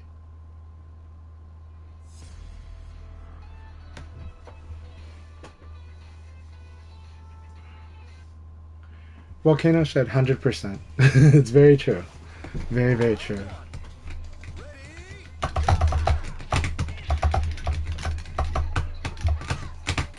I wish I can punish that move.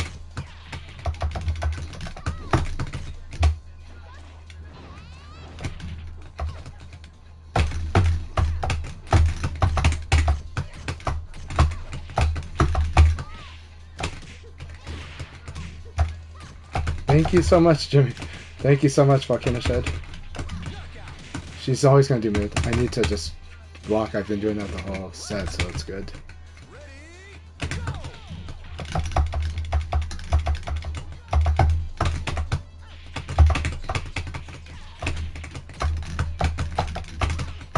Yep.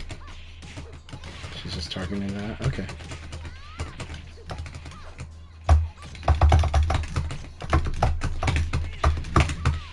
Yeah. Commit to it. That was good.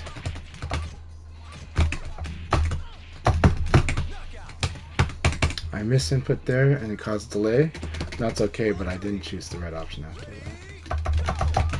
that. So risky doing it. She's right, she's good at that.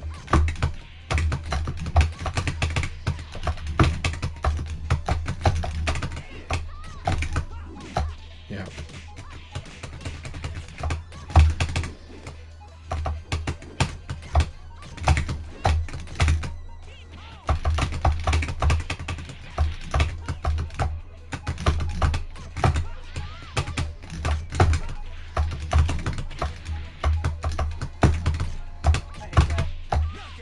That's good. Okay. Is this guaranteed? Is that guaranteed after the counter hit? Whoa. So I think the elbow punch counter hit led to that. In Japan, we get to pick all the time, but I think kind of influenced Japan's rule set where they also have random for the first stage also now. Thank goodness they do that. It's dumb that they decide that player 1 is random enough when it's not. But yeah.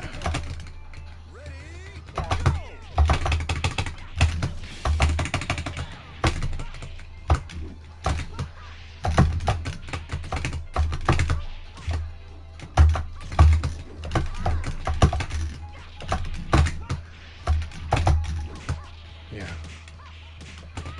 It's Eileen.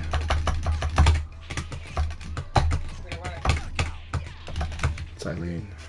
When it's Eileen, it means mids and highs.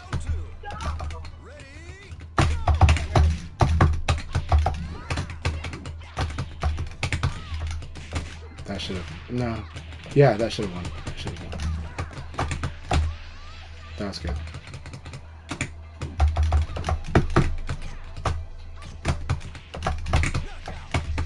The delays are going to. Delays become a lot riskier with the lower health.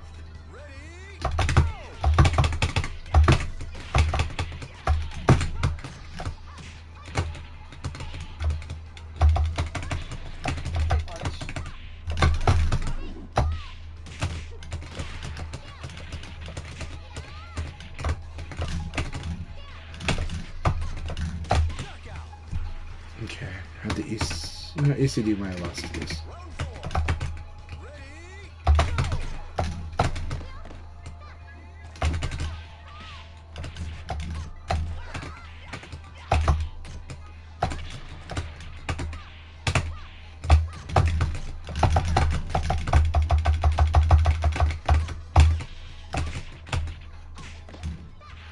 Very good. I still have the pace down on him.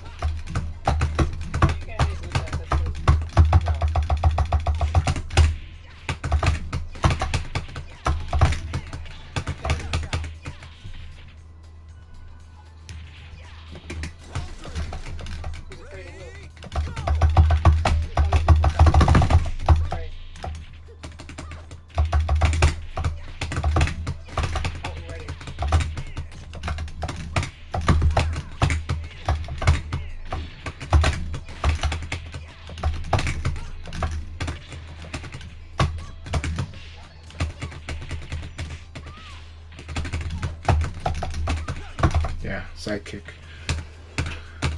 Too much. Just back off, for blood.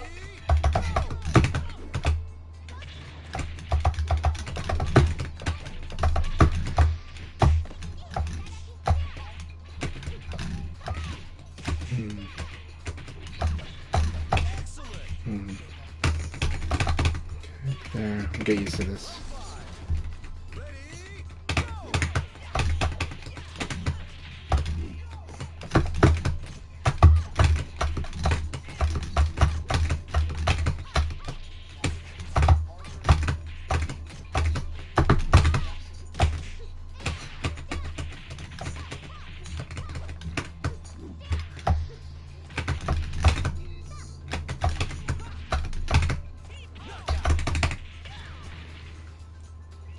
No, he's forward again. I want a serious fight.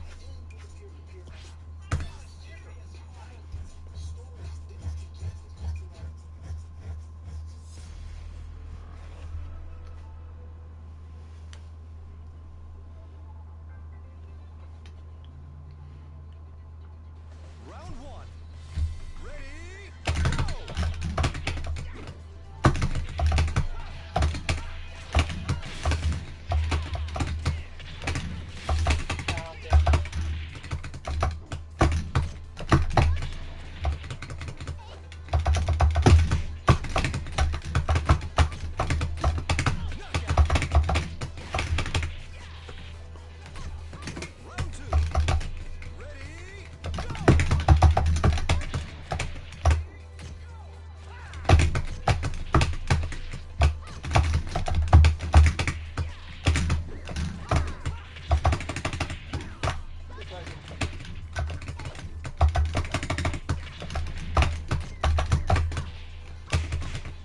Too greedy. I need to slow down.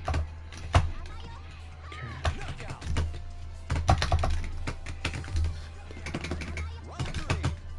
Ready? Go!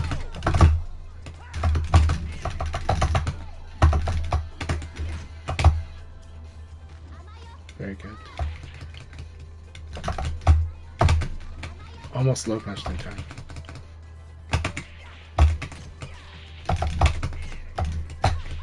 Yeah. Low punch too much. That's what it is there. Okay. Got it. Alright, I'm making bad decisions in the arena. but I'll do this okay.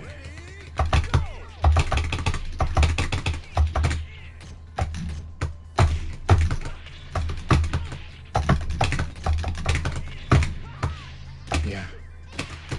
Bad decisions in the arena.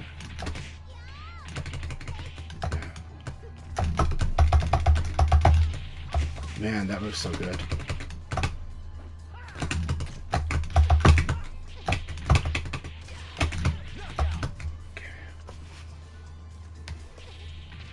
Round 5. Ready?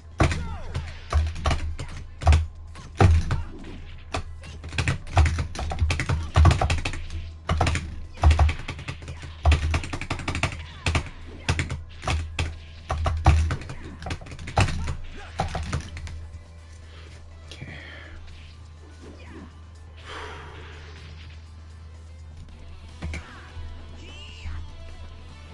See? I thought I'm better.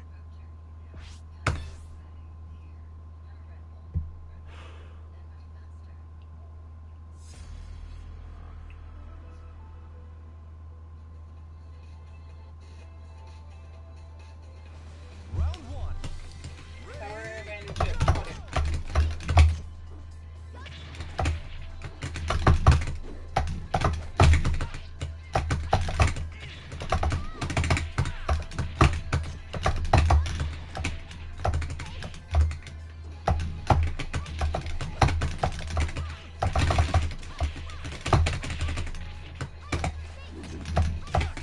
Yeah. Big trouble if I do that rising attack.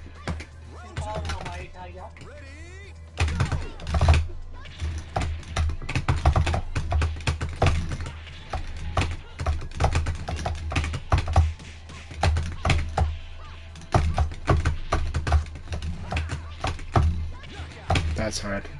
That's where double evade's good because I'm stuck side turn for. I was stuck side turn a long time there.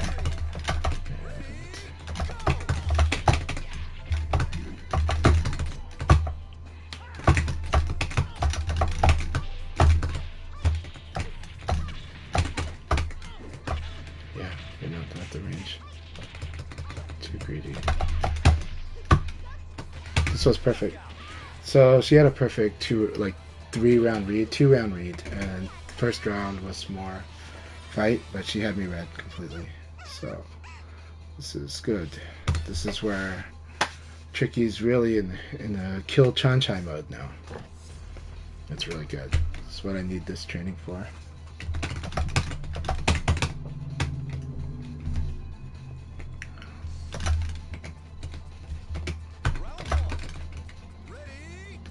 Does she have a counter for this? Not yet.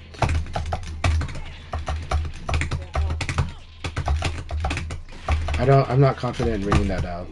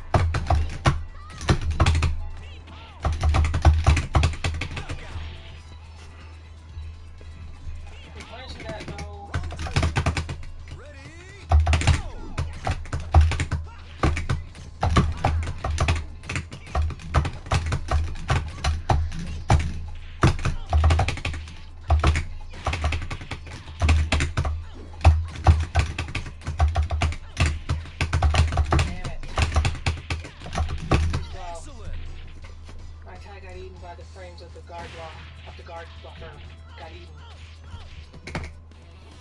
Damn. I want a serious Losing this set. I fight. might lose this set. Do we lose? Or do we win? What do we do? Here comes Tricky's Heart of a Champion. We have to fight it. We have to keep on balance. We can't go too defensive and too aggressive. It's so hard. So let's see what we can do.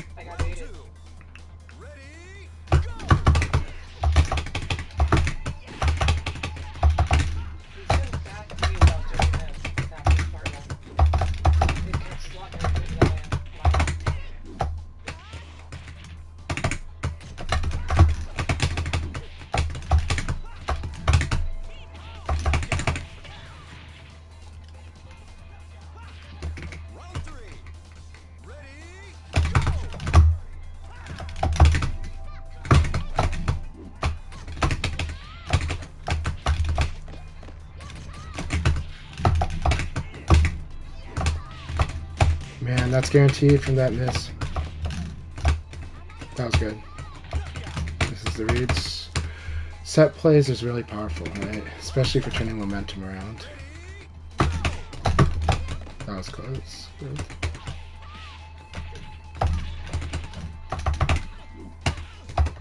Yeah. Okay, guard.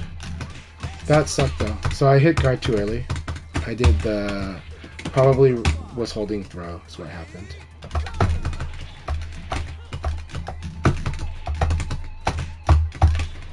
Missing putting buffer.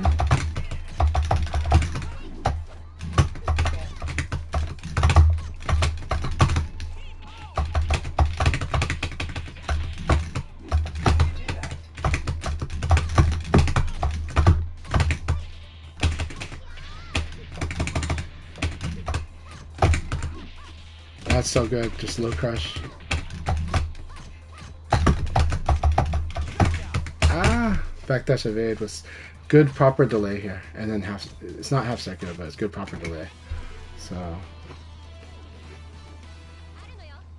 timed it well. Good timing, let's call it good timing. It's not even delay, it's timing. She timed that elbow really good.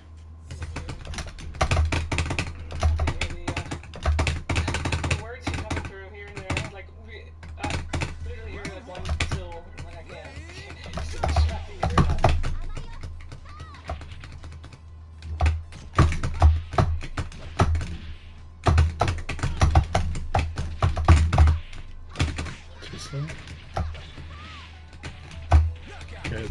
There's the low. That's okay. I'm being patient with it.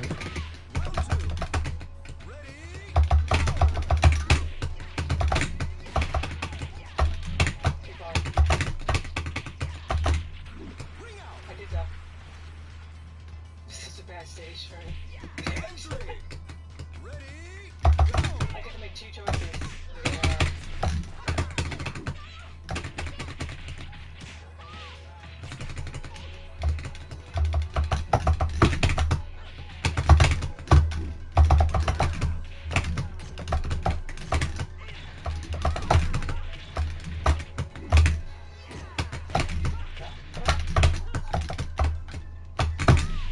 That's so bad. That's so bad. That's so bad.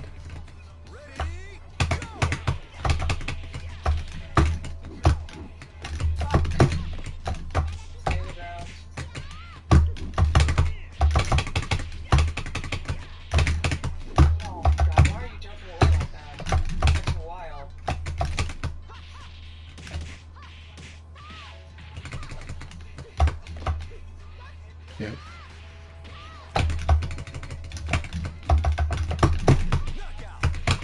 It's good. Just keep it nice and tight. Do your elbows because they're faster. But then it's, yeah, you gotta worry about 9K. 3K is good against the 9K. Elbow is weak against the 9K because of the range. So just patience, right? But it's hard. Right now, this is, yeah. This is really exciting, though.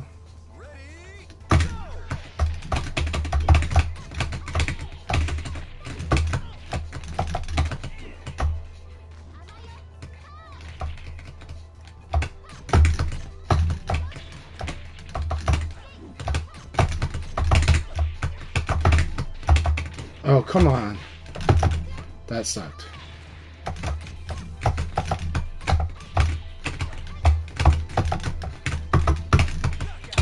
I'm screwing up my inputs. That's okay. Let's manage our tilt. Stay calm. Manage our tilt.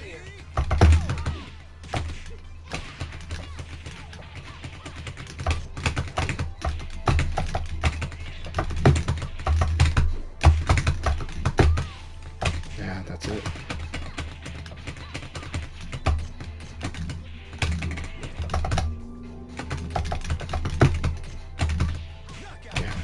That's too tilt.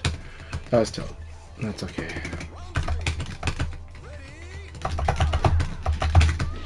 Yeah, that was good calm reaction there.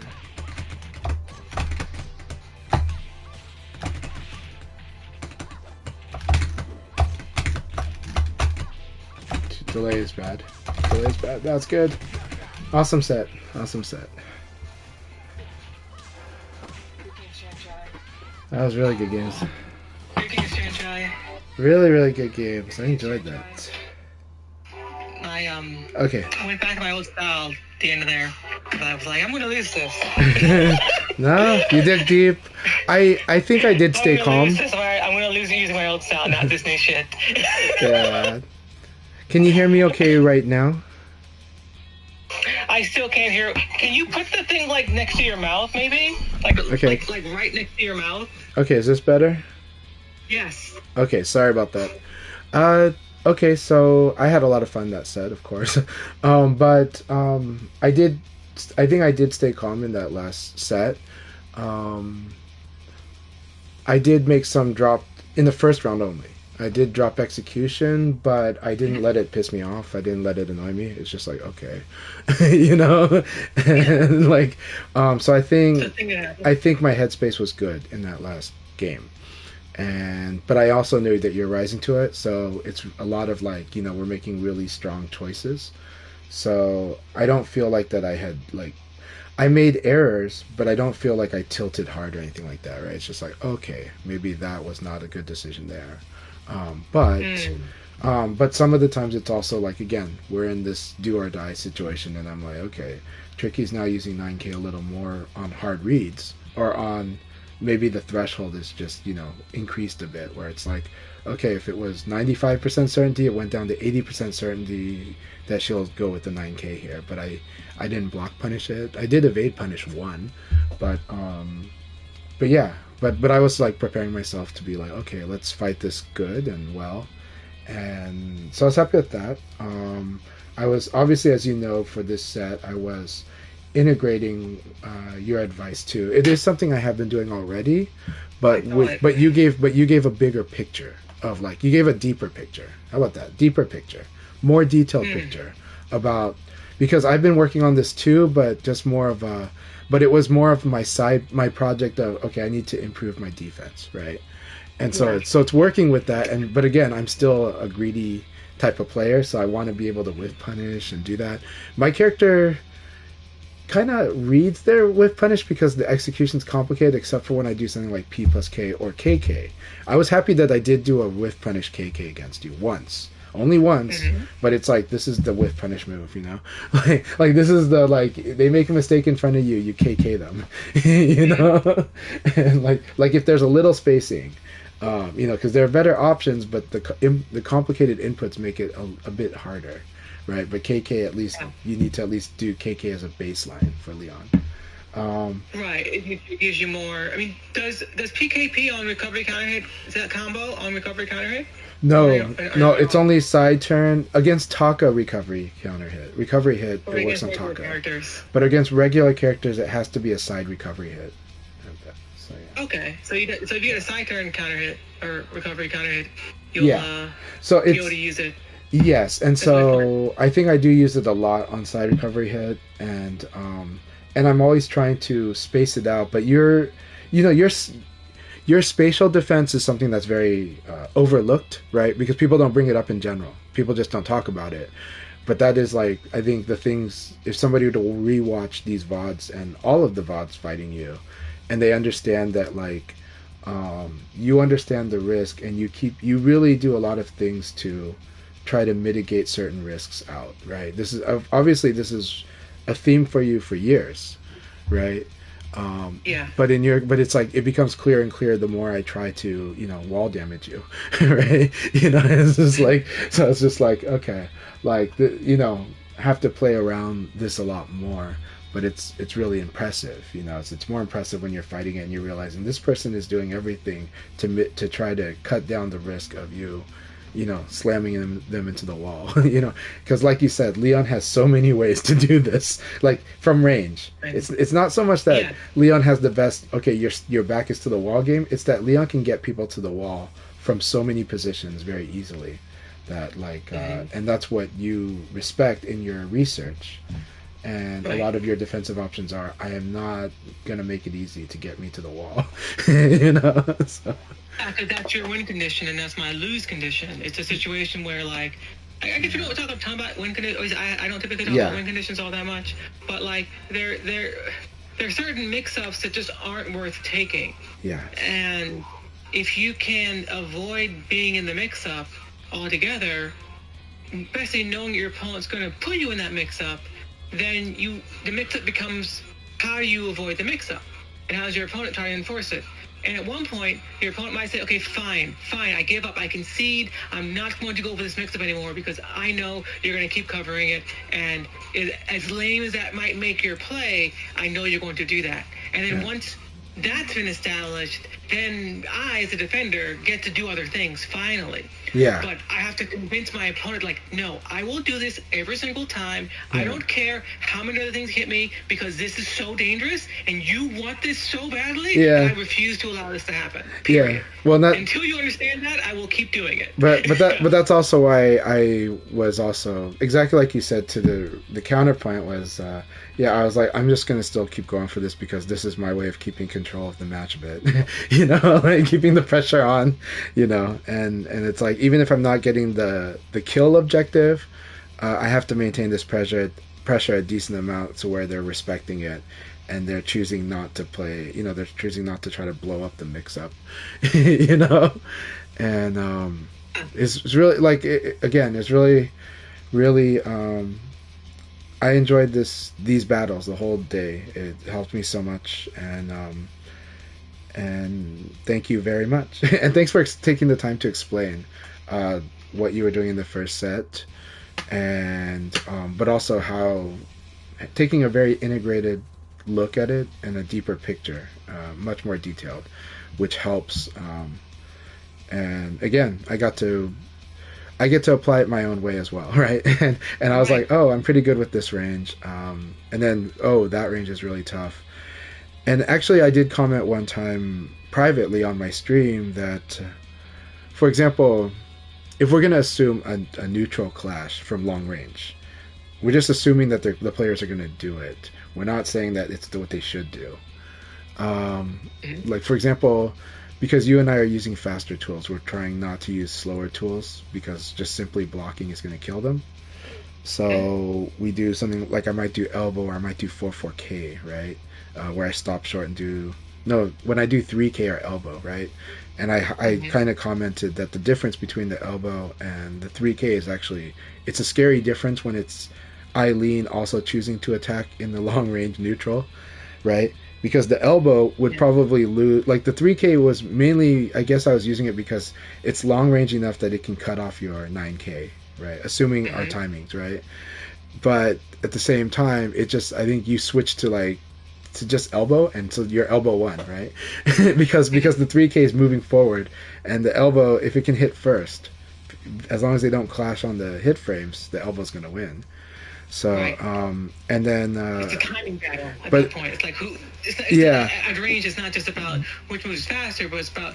It's about the timing. Press your button, and if I can place my faster button in front of your timing, then I can hit you out of it. Right. Well, it's faster, but it's the flip side is, okay, if I chose the elbow and you chose the 9K, I'm going to die. Right? So it's like, and so that was what's cool about it was I was like, okay. And I was just kind of commenting. So I chose the 3K because I didn't want to get hit by the 9K. And elbow, I might have won. I might have had a chance for winning or dual hit, but I think what would have happened is I think what my gut was saying was that if you do the elbow, that 9K is going to kill you. So you know what I mean. So it's one of those like really edge case, really hairline. It's just a very tight decision, right? But it's not made like so thought out. I think it's just more instinctual on my part anyways. But it was just more of like, why am I doing sets or between the matches when you're not playing, and then when you play you can do it, you can practice it, but that's definitely like things are happening so fast that there's no time to be reflecting on I should do this or that. Like, no. You have to already know the answer by the time it happens. Yeah. Or else you're gonna miss it because it's so fast. It goes by so fast. It goes really fast, and again, we know we're playing online, but I love the things you and I are able to pull off even on this online environment, and so like that's what I love that I mean, we're doing our best to play it like an offline match, and I have no complaints because of what we are doing. Like, sometimes it's like, okay, that's what happened. Well, okay, we'll manage around it. But I didn't have to feel that way at all today. I was just like, this is, I'm having a great time exploring these options and then seeing what Tricky's going to bring. And Tricky stops it, you know? So thanks a lot. I know you're very busy, so I should call it on my part of the chat, but I'll let you chat and I'll just listen and say that thank you so much. Yeah, thank you. And yeah, what was I gonna say? Damn it. What was the last thing you said about mix-ups wise? Well, this one was more of the timing mix-up, right? It's a very spatial timing mix-up is what it was, because we're playing long-range neutral. Right, oh, that's what I was gonna say. Okay, yeah. So the long range mix up is different than the close range mix up. There's still a mix up there, but it's a very different mix up that is more timing based. Yeah. And I know what I was gonna say. So I noticed you were doing back to me when I was doing the U. Yes. Yes. I told you, and I was like, see, and this is why I keep whiffing. And so then I had to do the next counterplay to that approach, which was basically showing you how do you stop someone who's doing this against you. And it's not easy, but it requires a read. So if I know you're going to do this, then I'll use my fast moves. I'll enforce the boxing. I'll say, oh, no, I'm just going to box you then. Yes. Okay? No, exactly. That is, I think, a universal thing with VF is whenever you're in a jam, that boxing can usually slow down the opponent or get you, if done properly, can get you out of a jam, you know? But it has to be very carefully considered. But the reason is because they are the fastest and lowest risk tools, and they have upside. They have potential upside. You have to guess to maximize that upside, but they give you that with very low investment on your part, except for if you do them recklessly, you'll get whiff punished, right? So yeah, you have to be close enough. You have to know what range you can box from. But once we were close enough to box, I was fighting you closer because the problem. So this technique I'm using is universal. Every character can do it, but some characters are way better at it than others. Yeah, Eileen's not very good at this technique. She's not very good at this at all. Yeah, she has a lot of risk and reward, and the risk part is hard. Yeah. Right, exactly. And she doesn't have a lot of great long-range moves that can quickly close distance offensively. Yeah, and so like defensively, she can cover and like moves, but it has to be in reaction to what my opponent does. Yeah. I don't have a lot of ways to say you can't run from this from range. Yeah. But Lion does. Yeah. So Lion he's super strong at those ranges that I've been playing around. Yeah. And so you started to do that. It's like, oh shit, he's doing the thing. Right. Now I have to stop playing this way because his character's better at this than mine is. So if he's going to enforce this, then I have to stop enforcing it on my part and just play it when he forces me to play in that range. Yeah. Otherwise, I'm going to fight him up close. And that was the shift I made at the end. But it's really good too, though, because it gets the micro focus, the mental stack. It gets it off of it gets the opponent's mental stack off of Eileen's strong close range game. You know, long enough. Yeah. And then you get to shift it back. And they're like, and then it's like, oh yeah, we're fighting this again. You know, so it's really powerful to do. And then also, yeah, I would say Leon, I would rate him like an A on this. And the only reason it's an A and not an S is because I would rate Shun and Jackie as S. This, you know. Shun, maybe, yeah. Shun is super annoying on this. And Jackie is terrifying at it, but Shun is probably the best at it. Yeah. Maybe. I think Shun and Jackie are the ones that I rate as the top two on being able to play this, particular game that we were talking about today. Especially the use of backdash evade, but also is that Shun has a lot of tools in it And then Jackie is just got such good moves quality period that it's good, you know. And it's like Yeah, pretty dope. it's just the move quality itself that makes Jackie's like so good on this, you know. Like it doesn't matter whether it's close, mid, or long range. The move quality is just flat out good. It's good all around. Yeah, someone was drinking when they made him that strong, but you know, whatever. Yeah. Well, I mean, it's something we can deal with, and Jackie has things he's not like the greatest at, right? But he's still terrifying, right? So he's beyond terrifying. No way to sugarcoat it. Yeah. He's very, very strong. Yeah, so, I know it's too strong. like I just had to just basically the lesson. So, I spent like a year just going like realizing I just have to admit Jackie's better at neutral, no matter what, and it's okay. But I have to admit that before I can cope with it and do the correct things in the neutral against it. Yes, You know? yes. You notice how I'll like say, oh, Ali's really good at this thing, and you're like, well, you're like no, he's good at this. It's okay to know he's good at this. Yes, exactly. To know that, because you can't approach a matchup accurately if you don't realistically appraisal the options your opponent, your character has. Yes. Because then that dictates how you need to approach that fight, how you need to approach that character. Because you want to find out, all right, well, where is this character weakest? Where is the biggest gap in this character? Let go on the player. Forget about the player for a second. Yes. You don't get to really fight the player until you're fighting the character. Yeah. Once you fight the character, then you can fight the player. But if you're not fighting the character, you never get to fight the player because you're just losing to the character. Yeah, it's like for all we say about VF being a player versus player game, and it is, but the higher and higher level you go, you have to respect the matchup because otherwise it's, you know, I mean, it's pretty obvious. It's just an advantage is an advantage, and at some point, when people are at a high level, the ceiling is not like that much higher. One person's ceiling is not that much higher than the next sometimes, so those advantages matter more than ever. Which is, you would say, is common sense. It's just that with VF, you get to start with the game being much more player versus player.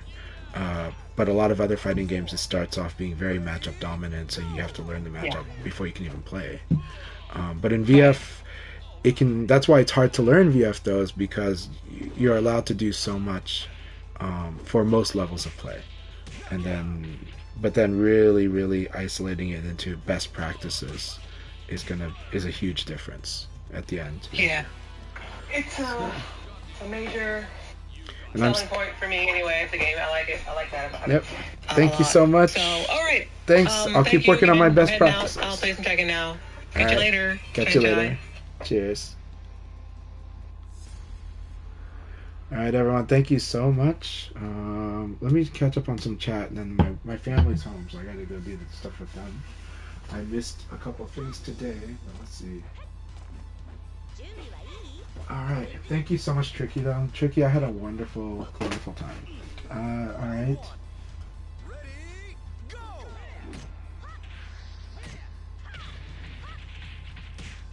What Jimmy says is really good. Evade backdash is used in more defensive way or to make space and try to punish. For forward, you want to make pressure and sometimes beat the evade of your opponent. Yes. Yeah, so when you do like a forward, like a dash into an evade, or a dash into attack, you're doing a delay attack to really punish like the evade option. But it's really important to understand also that when you do delay evade, that might increase the chance of evade, but the advantage you get on evade, you get guarantees if you evade early into an attack. If you evade late into an attack, you might still have advantage, but it might be a really small advantage, and sometimes you're at a disadvantage. So there's incentive to evade earlier, but if your opponent is when you start seeing that your opponent's mixing up delays and immediate attacks with the way that the evade system works in this game, then you have more incentive to delay evade if you need to. The decision is like what Tricky was saying, where there are some pressure where they're pushing you into a guess that could be very detrimental if you guess wrong. And then sometimes you find an option select answer that doesn't give you a big reward, but it gets you out of that situation and it mitigates that guess. Now, as a player, you want to manage your risk which also means you want to manage your guessing. If you are guessing better than your opponent, it's good to guess. If you're guessing worse than your opponent, it's good to limit that, to mitigate it, to start spacing it out, or start using techniques to make sure that you're not having to guess so much. For the beginners, I usually tell beginners, like, who's the faster player? Are you the faster player, or is the opponent the faster player? Because sometimes we get into awkward neutral and we don't know what to do. If you're the faster player and you get awkward neutral, you should probably attack. But if you're the slower player and you get awkward neutral, you should probably defend. If you've consistently been getting counter hit because the opponent just kind of attacks just right before you do or at the right timing, then you should defend more. That's a type of risk management. The risk is that awkward neutral has become very awkward. I'm not sure who's winning, but whoever's winning it should keep being on the attack, and then whoever's losing it should keep defending. Similar case with when we get to more advanced stuff too. If I'm doing better on the guessing games, which player is doing better at guessing? That player should keep doing guessing. And which player is not doing so good on the guessing? That player should try to avoid guessing. Should try to make situations a little more reaction type or non-committal, right? So yeah. So you gotta really. This is where it's really player versus player, right? If you're in if we put in Tekken 8 terms, if you're the player, you're fighting Nii, and you realize Nii is not so good at these force 2 choice, like Nii is just not like that, then you keep doing that to Nii, right? But if you fight another player and they are beating you on the mid-low mix-up, now you should probably try to do the other approach, right? The more defensive approach. Try to manage it. Try to keep it in your favor. Try to push them into oppressive setups, ones where but it's also try to use situations where the risk is low but the reward's still good, So risk-reward management is a huge, huge part of modern fighting games. And now even Super Turbo, right? So, I will say a lot of people do complain about modern fighting games. Are they dumber and stuff? I'm of the Justin Wong opinion and Tokido, and now I'm going to say Bucktooth and Zast's opinion, two legendary Street Fighter era players from North America. We all have this opinion that actually modern fighting games are harder, and we're of the opinion that the newer generation of players, or players in general, including old players, nowadays are stronger than before. We now are just saying, you know what, this is a new era and information is better. The way we teach the game is improving. The combination of YouTube and streaming, but also online translation so we can read stuff from Japan, and the communication across the communities. And I'll say numeric notation for VF, because it makes it easier to communicate with Japanese. But that's a smaller factor. The YouTube, the Twitch is a much bigger factor. Online tools, the newer training modes, the ones that are... Obviously, this game's training mode is very 2012. No, it's 2000s. Yeah, this one's 2012. But the training modes for the modern fighting games are so much better too, and they explain the game better. Though Tekken 7, you had to pay for that. And it came later. It didn't start that way. But the anime fighters have been ahead of the game for quite a while in their training modes. So everything has made the hardcore player better. Now, as for the casuals, I do think the modern designs do that too. I think Tekken is a really fun game for a casual player to play. Yeah, it'd be amazing. Replay Takeover would be so amazing. A detailed recording system would be amazing. A programming system, super amazing. Right? I want to be able to transfer our bots to each other. Oh, this is the training bot I'm fighting against. Put this. You try this one. Like that would be like amazing. If we made it a thing where you can. It's not just that you train it by playing it. It's that you could program it and be like, this is a good and suddenly everybody would like download, like Grandpa Ozecki's programmed bots, and maybe Tricky's programmed bots. People that are dojo warriors could like program bots for the community to help them get used to all the situations they'd have to train against.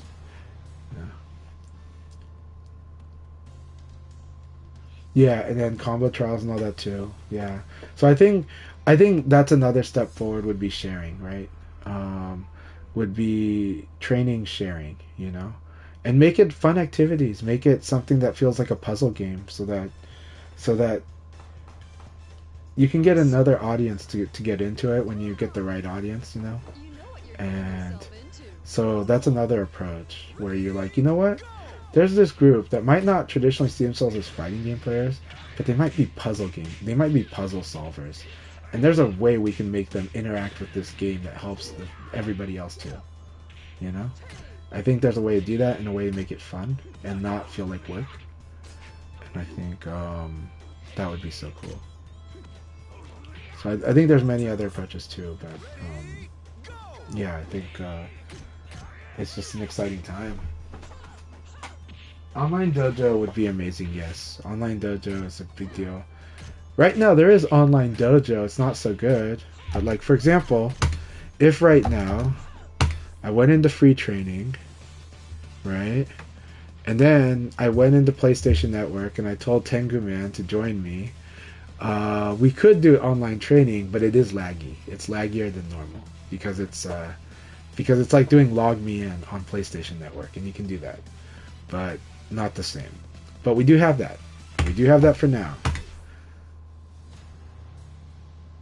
But I do like to do it for beginner and teaching because you can do concepts that way because the lag doesn't bother you for that. But the lag is, I think Tengu Man and I are able to deal with the lag too, though. I've known this since I first fought Tengu Man, that the way that you know how to kind of synchronize, but what you did was just you would put it in sequences or in locked-in situations, in strings, and then later on you would broaden it to more neutral. So here we've got numbers, and I am going to say that it sounds like numbers might not be continuing PlayStation Network or PS Plus, but I hope they do. I know they're working now, but they are busy, so it might be that they don't have the time to. But I would like them to keep being on PS Plus. Yeah, Shadosha versus Numbers. This is going to be fun to watch. Round two. Ready, go! He's going to do RPCS 3. I believe so anyways. I believe he will. If he doesn't stay on PS Plus, I believe he will. But before that, he will be on Elden Ring DLC for a long time. So we'll wait for him to play out the Elden Ring DLC.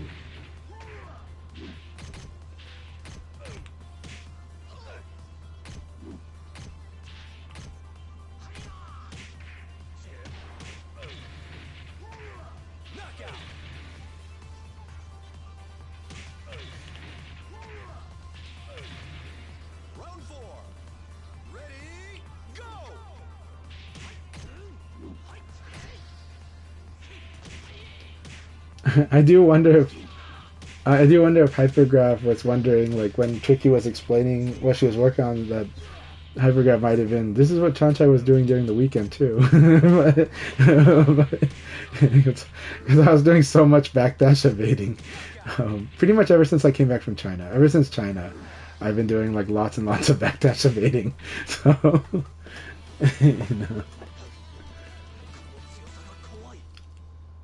All right, Gratz numbers. Well, everyone, thank you so much. I am going to... Well, I don't think Akai's on yet. Akai will be on stream in about 45 minutes. You should watch Akai's stream, help a lot of the new generation of players, and then participate at around an hour after that. I love what Akai's doing. I wish I could do it, but I'm going to spend time with my family. I'm going to go to the bank also. I got to go to the ATM. And yeah, but... this is just always wonderful having you all. I miss streaming a lot, actually, and I will try to do it more.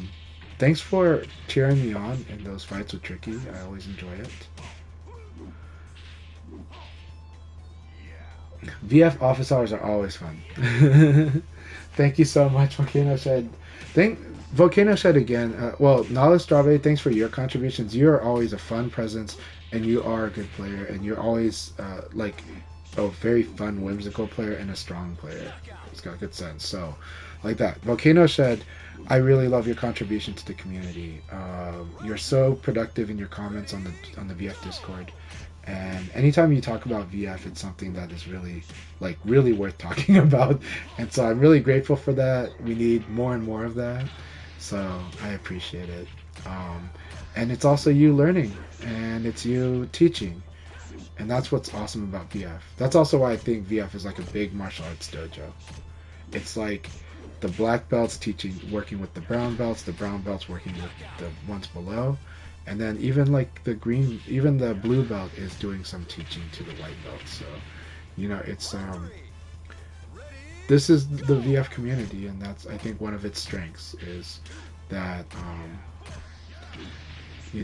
that basically we work together like this, and we know it helps us. We become better players when we fight better opponents, but we also become better community when we have more opponents and when we have people at all levels. When we fight people of all levels, we get stronger. I'll finish with this one story. At Fight Kingdom this past weekend, I didn't take any match for granted. I was actually overall okay. I really wanted to win the tournament. I lost to Nova in the grand finals, but I really never took any match for granted. I fought Pablo the Mex, who doesn't normally play VF, but he's been trying to play VF the past year, and I was really impressed with what his Kage brought. And I was very careful, and I was studying him in the first game and making sure that I would win, but based on actually observing the opponent, not just trying to outplay them outright. And Go can blow you up, so I have to be very careful about that. After that, I fought Old Crunchy, and Old Crunchy is a player who actually is quite strong. He's very, I'd say, more of the intermediate level, but sometimes advanced. He does some advanced stuff, but he played a character I didn't see him play for a while, which was Shun. And I know Shun. I have a lot of experience against Shun, and when you fight Shun, you got to be really careful. And if the opponent is either beginner or intermediate, you have to be super careful, because they might not be certain about when they want to attack. And if you can't get a feel on their rhythm, that Shun can blow you up very easily for just not being on the same rhythm. Not syncing with their rhythm. It is so hard. Like, it's not that it's so hard. It's so risky. You can just get blown up by some random thing that Shun does. That's also why Shun's really good at the long range game too. Right? If you go in there trying to box, you have to be a bit careful when you try to box Shun. You got to make sure you set the tempo first, or you got to make sure you make contact first, then you can force decisions. But if you're an awkward neutral, Shun can blow you up, even on accident. Even just doing something very last second. So I took that match very seriously, and I almost lost the game against Crunchy, because I was just like, I don't know when Crunchy's going to attack. I better be patient. I better try to wait this out and block. But there were a few times when I was like, this has gone long enough. I'm going to go ahead and attack. And then boom, I got sucker punched. You get sucker punched really hard fighting Shun, that you don't feel like you can't feel their rhythm. It's easy to get sucker punched by that. Something to think about when you play a Shun. But I fought our Panda. We fought a very close battle, but he actually knocked me into the losers bracket. His Taka is quite strong, but I did too much throw, and he targeted that. He targeted me doing. Tricky did that today too. In the last half of the second set, Tricky was like throwing a lot more attacks. It's just that, fortunately, with the experience, I was like, okay, the opponent's now targeting my throwing. So Panda was able to. It was a really close battle in the winner semifinals against Panda. So I had a couple other battles, but later when I had a rematch against Panda, I was very strong against them. But I also saw some stuff that they weren't doing in their match with Nova in the winners final. So I was able to have a strong performance against Panda for that, but also I think Panda was over focused on what they perceived as a weakness of me. And so because I made the adjustment, I just, ran hard on punishing that. And then, but also watching out for when they would make adjustments. So, and then against Dark Nova, I had a strong first game. After that, I think 2 games I did well, but then I think they pretty much outplayed me in the 4th game, and it actually kind of looks similar to the last game with Tricky, kind of similar to that. In casuals, I got to play more and see what it was about Sarah that gives me a hard time, so I'll talk about that briefly. Nova and I have these awesome exchanges. But right now, I need to lab Sarah because she's a combination of some of her strings and her flamingo games, especially side turn. A lot of her side turn game. I am not feeling very secure in my knowing what the guessing game really is there. I'm misplaying it. And then as I have that feeling, I'm playing slowly against Sarah. Because I'm like, wow, what is it that I need to do here? I'm still figuring it out. I figured some of it out, but I need to really go into the dojo and just figure it all out. I need to study her. My weakness in general is against characters that can force guesses on strings. And that sounds simple, but you understand that most strings in VF are very easy to beat. There are a few strings and a few pressure sequences where you really, really, really have to guess. And even on Sarah, like, simply put, I lose to elbow, knee all the time. Elbow, delay to the longest time, knee with Sarah, and if she gets that, she gets a combo.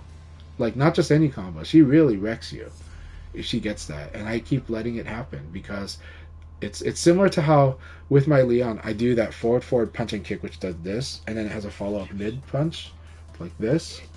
That one gets everybody because of how long I delay that. Same thing with Sarah's elbow kick, elbow knee, right? She can delay it about that same amount of time, and that always gets me. I might try to evade and get hit by the kick because I evaded late. I might try to attack, which is dumb. All you have to do against Sarah when you block her elbow, you can actually just down in guard and back to neutral guard, or just stand and block, guard, throw, skip. That's all you have to do. But waiting that long, I have trouble with it. But that's not the main thing. That's just one feature, but it is a big deal.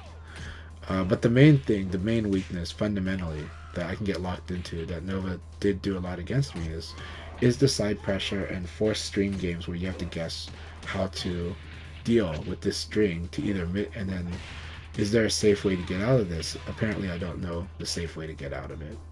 I am getting better at doing a technique against Sarah's Flamingo where you evade to her front and you dash cancel it and you guard low and then you guard back up, and sometimes you just do a high punch into a low guard while doing evade, dash cancel, high jab, low guard, stand up. I'm getting better at that. It's hard, but I'm getting better at it. Yeah, it's a lot of... Sonala Strawberry says they find it hard to visually distinguish moves sometimes, and that is what nails me on Sarah, is that recognition right away, right? I think you all can see that I recognize some of Eileen's moves better now, and thematically I deal with them, and I still recognize enough of them to where I can be more certain in what I do. But maybe players like Nala and I, the style that we like to play, we need to sharpen our recognition of like every little thing, and so that's like that final extra work we got to do to get that 5% better result, So let's work on that, Nala. Let's keep it up with our experience, but also let's sometimes spend some boring time in the lab, make it fun though, mastering our eyes, because I think we have really good synaptic responses to things. Let's work on it together. Or let's work on it, cheering each other on. Alright, so I'm going to say that Fight Kingdom was an awesome event. And yeah, it's time for me to get back to my family. So everyone have a good one. And please watch Akai in about half an hour. But I'm going to try to raid. So let's see what we can do on the raid.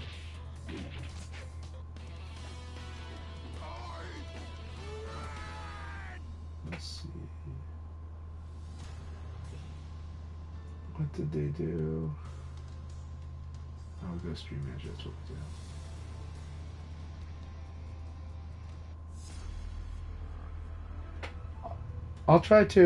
I'll try to message you, or I'll experiment with the lab and tell you what I've been doing, because I've come to the conclusion that I have to do what the Japanese used to do on their streams, which is on the 3 recordings you program like a long sequences of stuff that the opponent's character does, but you do enough overlap to where it's hard for you to know which options they're gonna do. And so it's like you're dealing nonstop with a lot of options that the AI can do. You can reset it at any time, but because it randomly selects it, you get to practice against a lot of situations so that it becomes more fresh. And it's like fighting a bot. So I'll try to experiment with that and see if I can even write some script, like hand write some scripts and say this is what I'm training the AI to deal with, so that I can deal with all these problems and work on my response to them. And then if I ever, flat out beat it and it's, in a funky place because of the wake up game, I'll just hit the R3 button to reset it, and it'll randomly pick a different one. So, they do full scripts that are like 3 minutes, but yeah. Yeah, they are. No, I know. It means we have to actually study the character quite a bit before doing that. It's not fun, but yeah. But Japanese players do that. Yeah, it's pretty cool. Sounds like you're doing that already, but yeah, we'll have to work on that.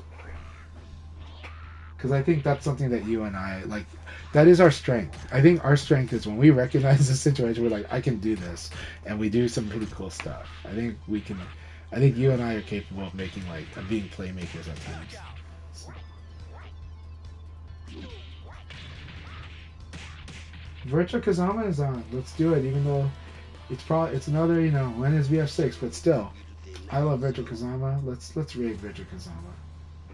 Alright, everybody, have a good one and say hi to Virtual Kazama for me.